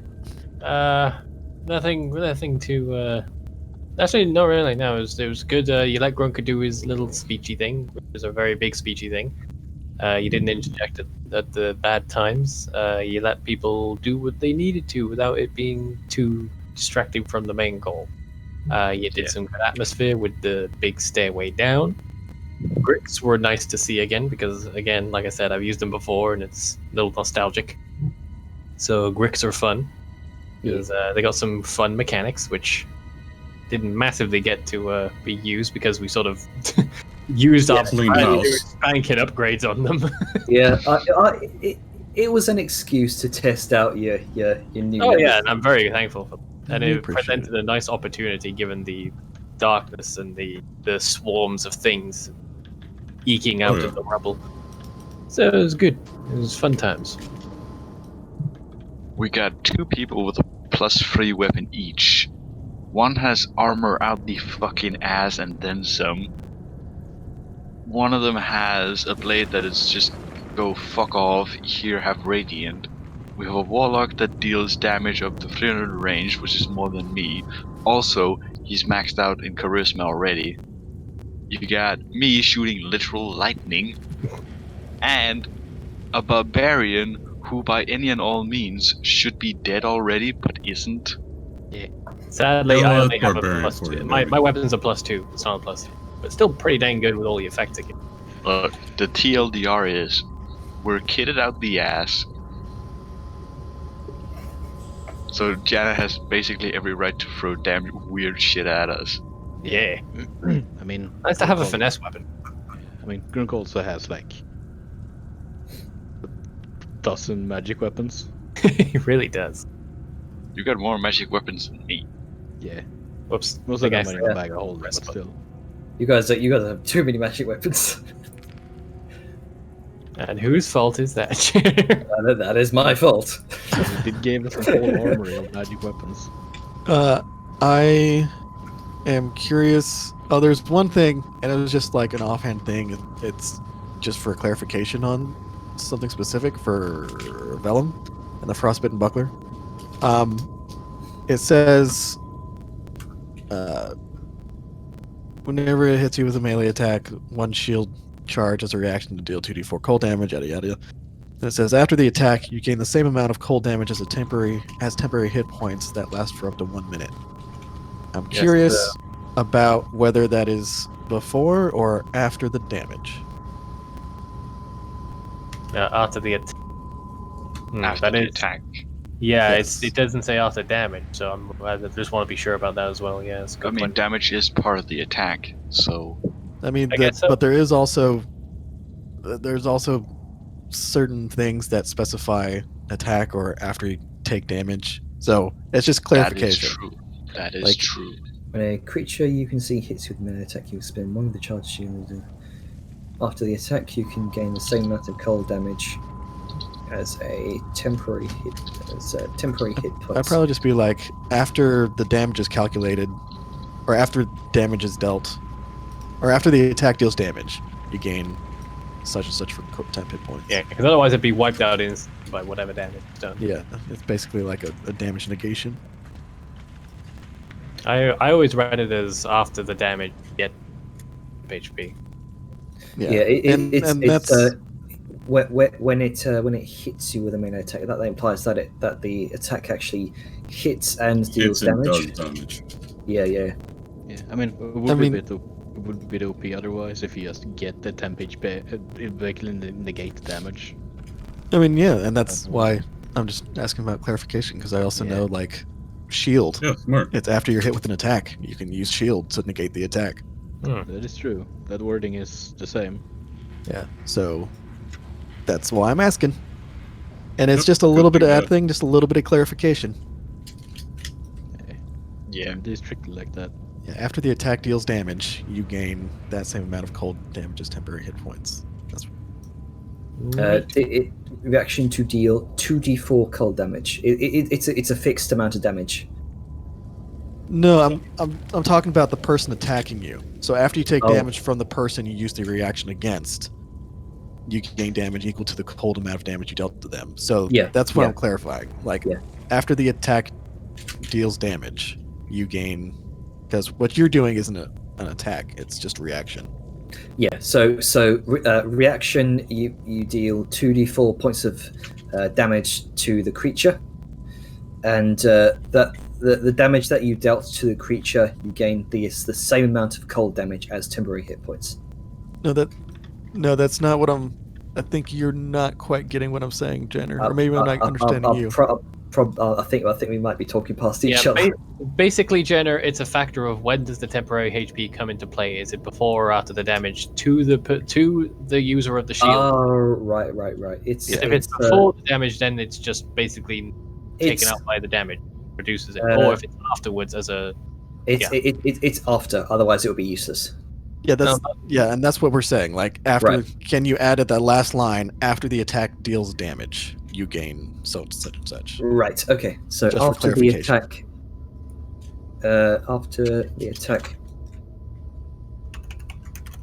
Does damage. Yeah. I'm fancy.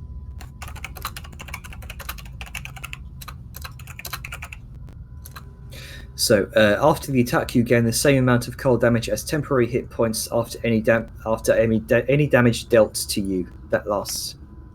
You just made that a lot more complicated. Can you Fuck. just add? Just replace attack with damage. Yeah. Like, undo and As then a just. reaction, you deal 2d4 cold damage to your attacker. Once you receive damage and the attack is resolved, you gain that much temp HP back. Okay, so However you- I've just simplified. After the attack and damage, you gain the same amount of cold damage as hit points. Blah blah blah blah blah. Let's Temp hit points, remember. temporary hit points. Okay, so that's the result.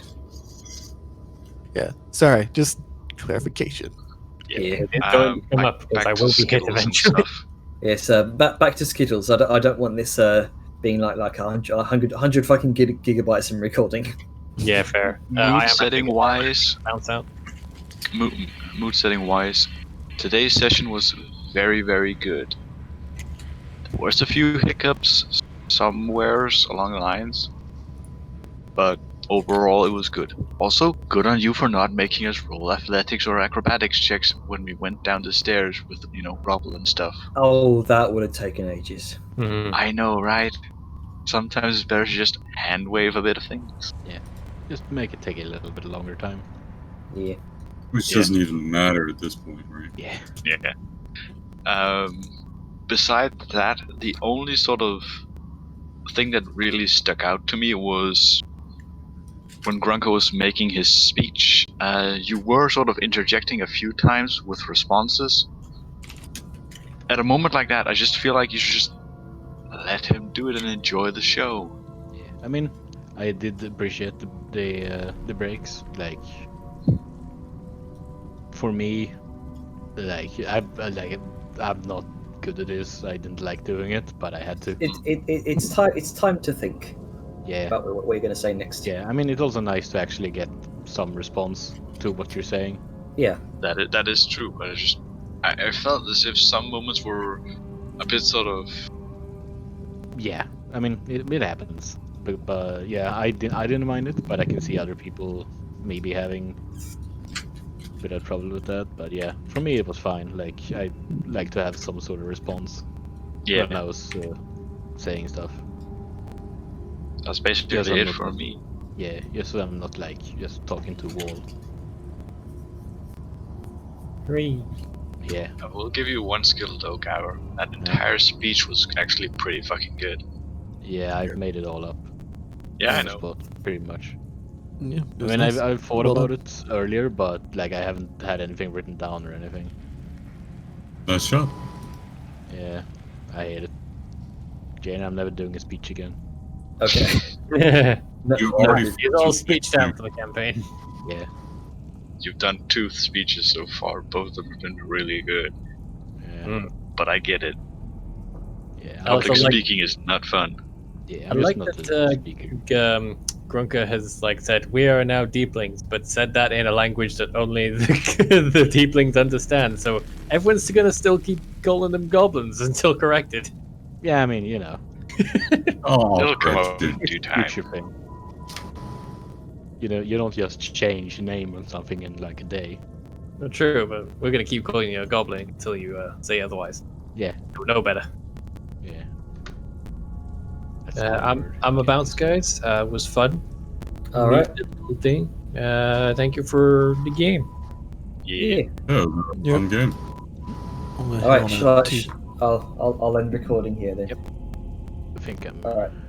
3, 2, 1. Deep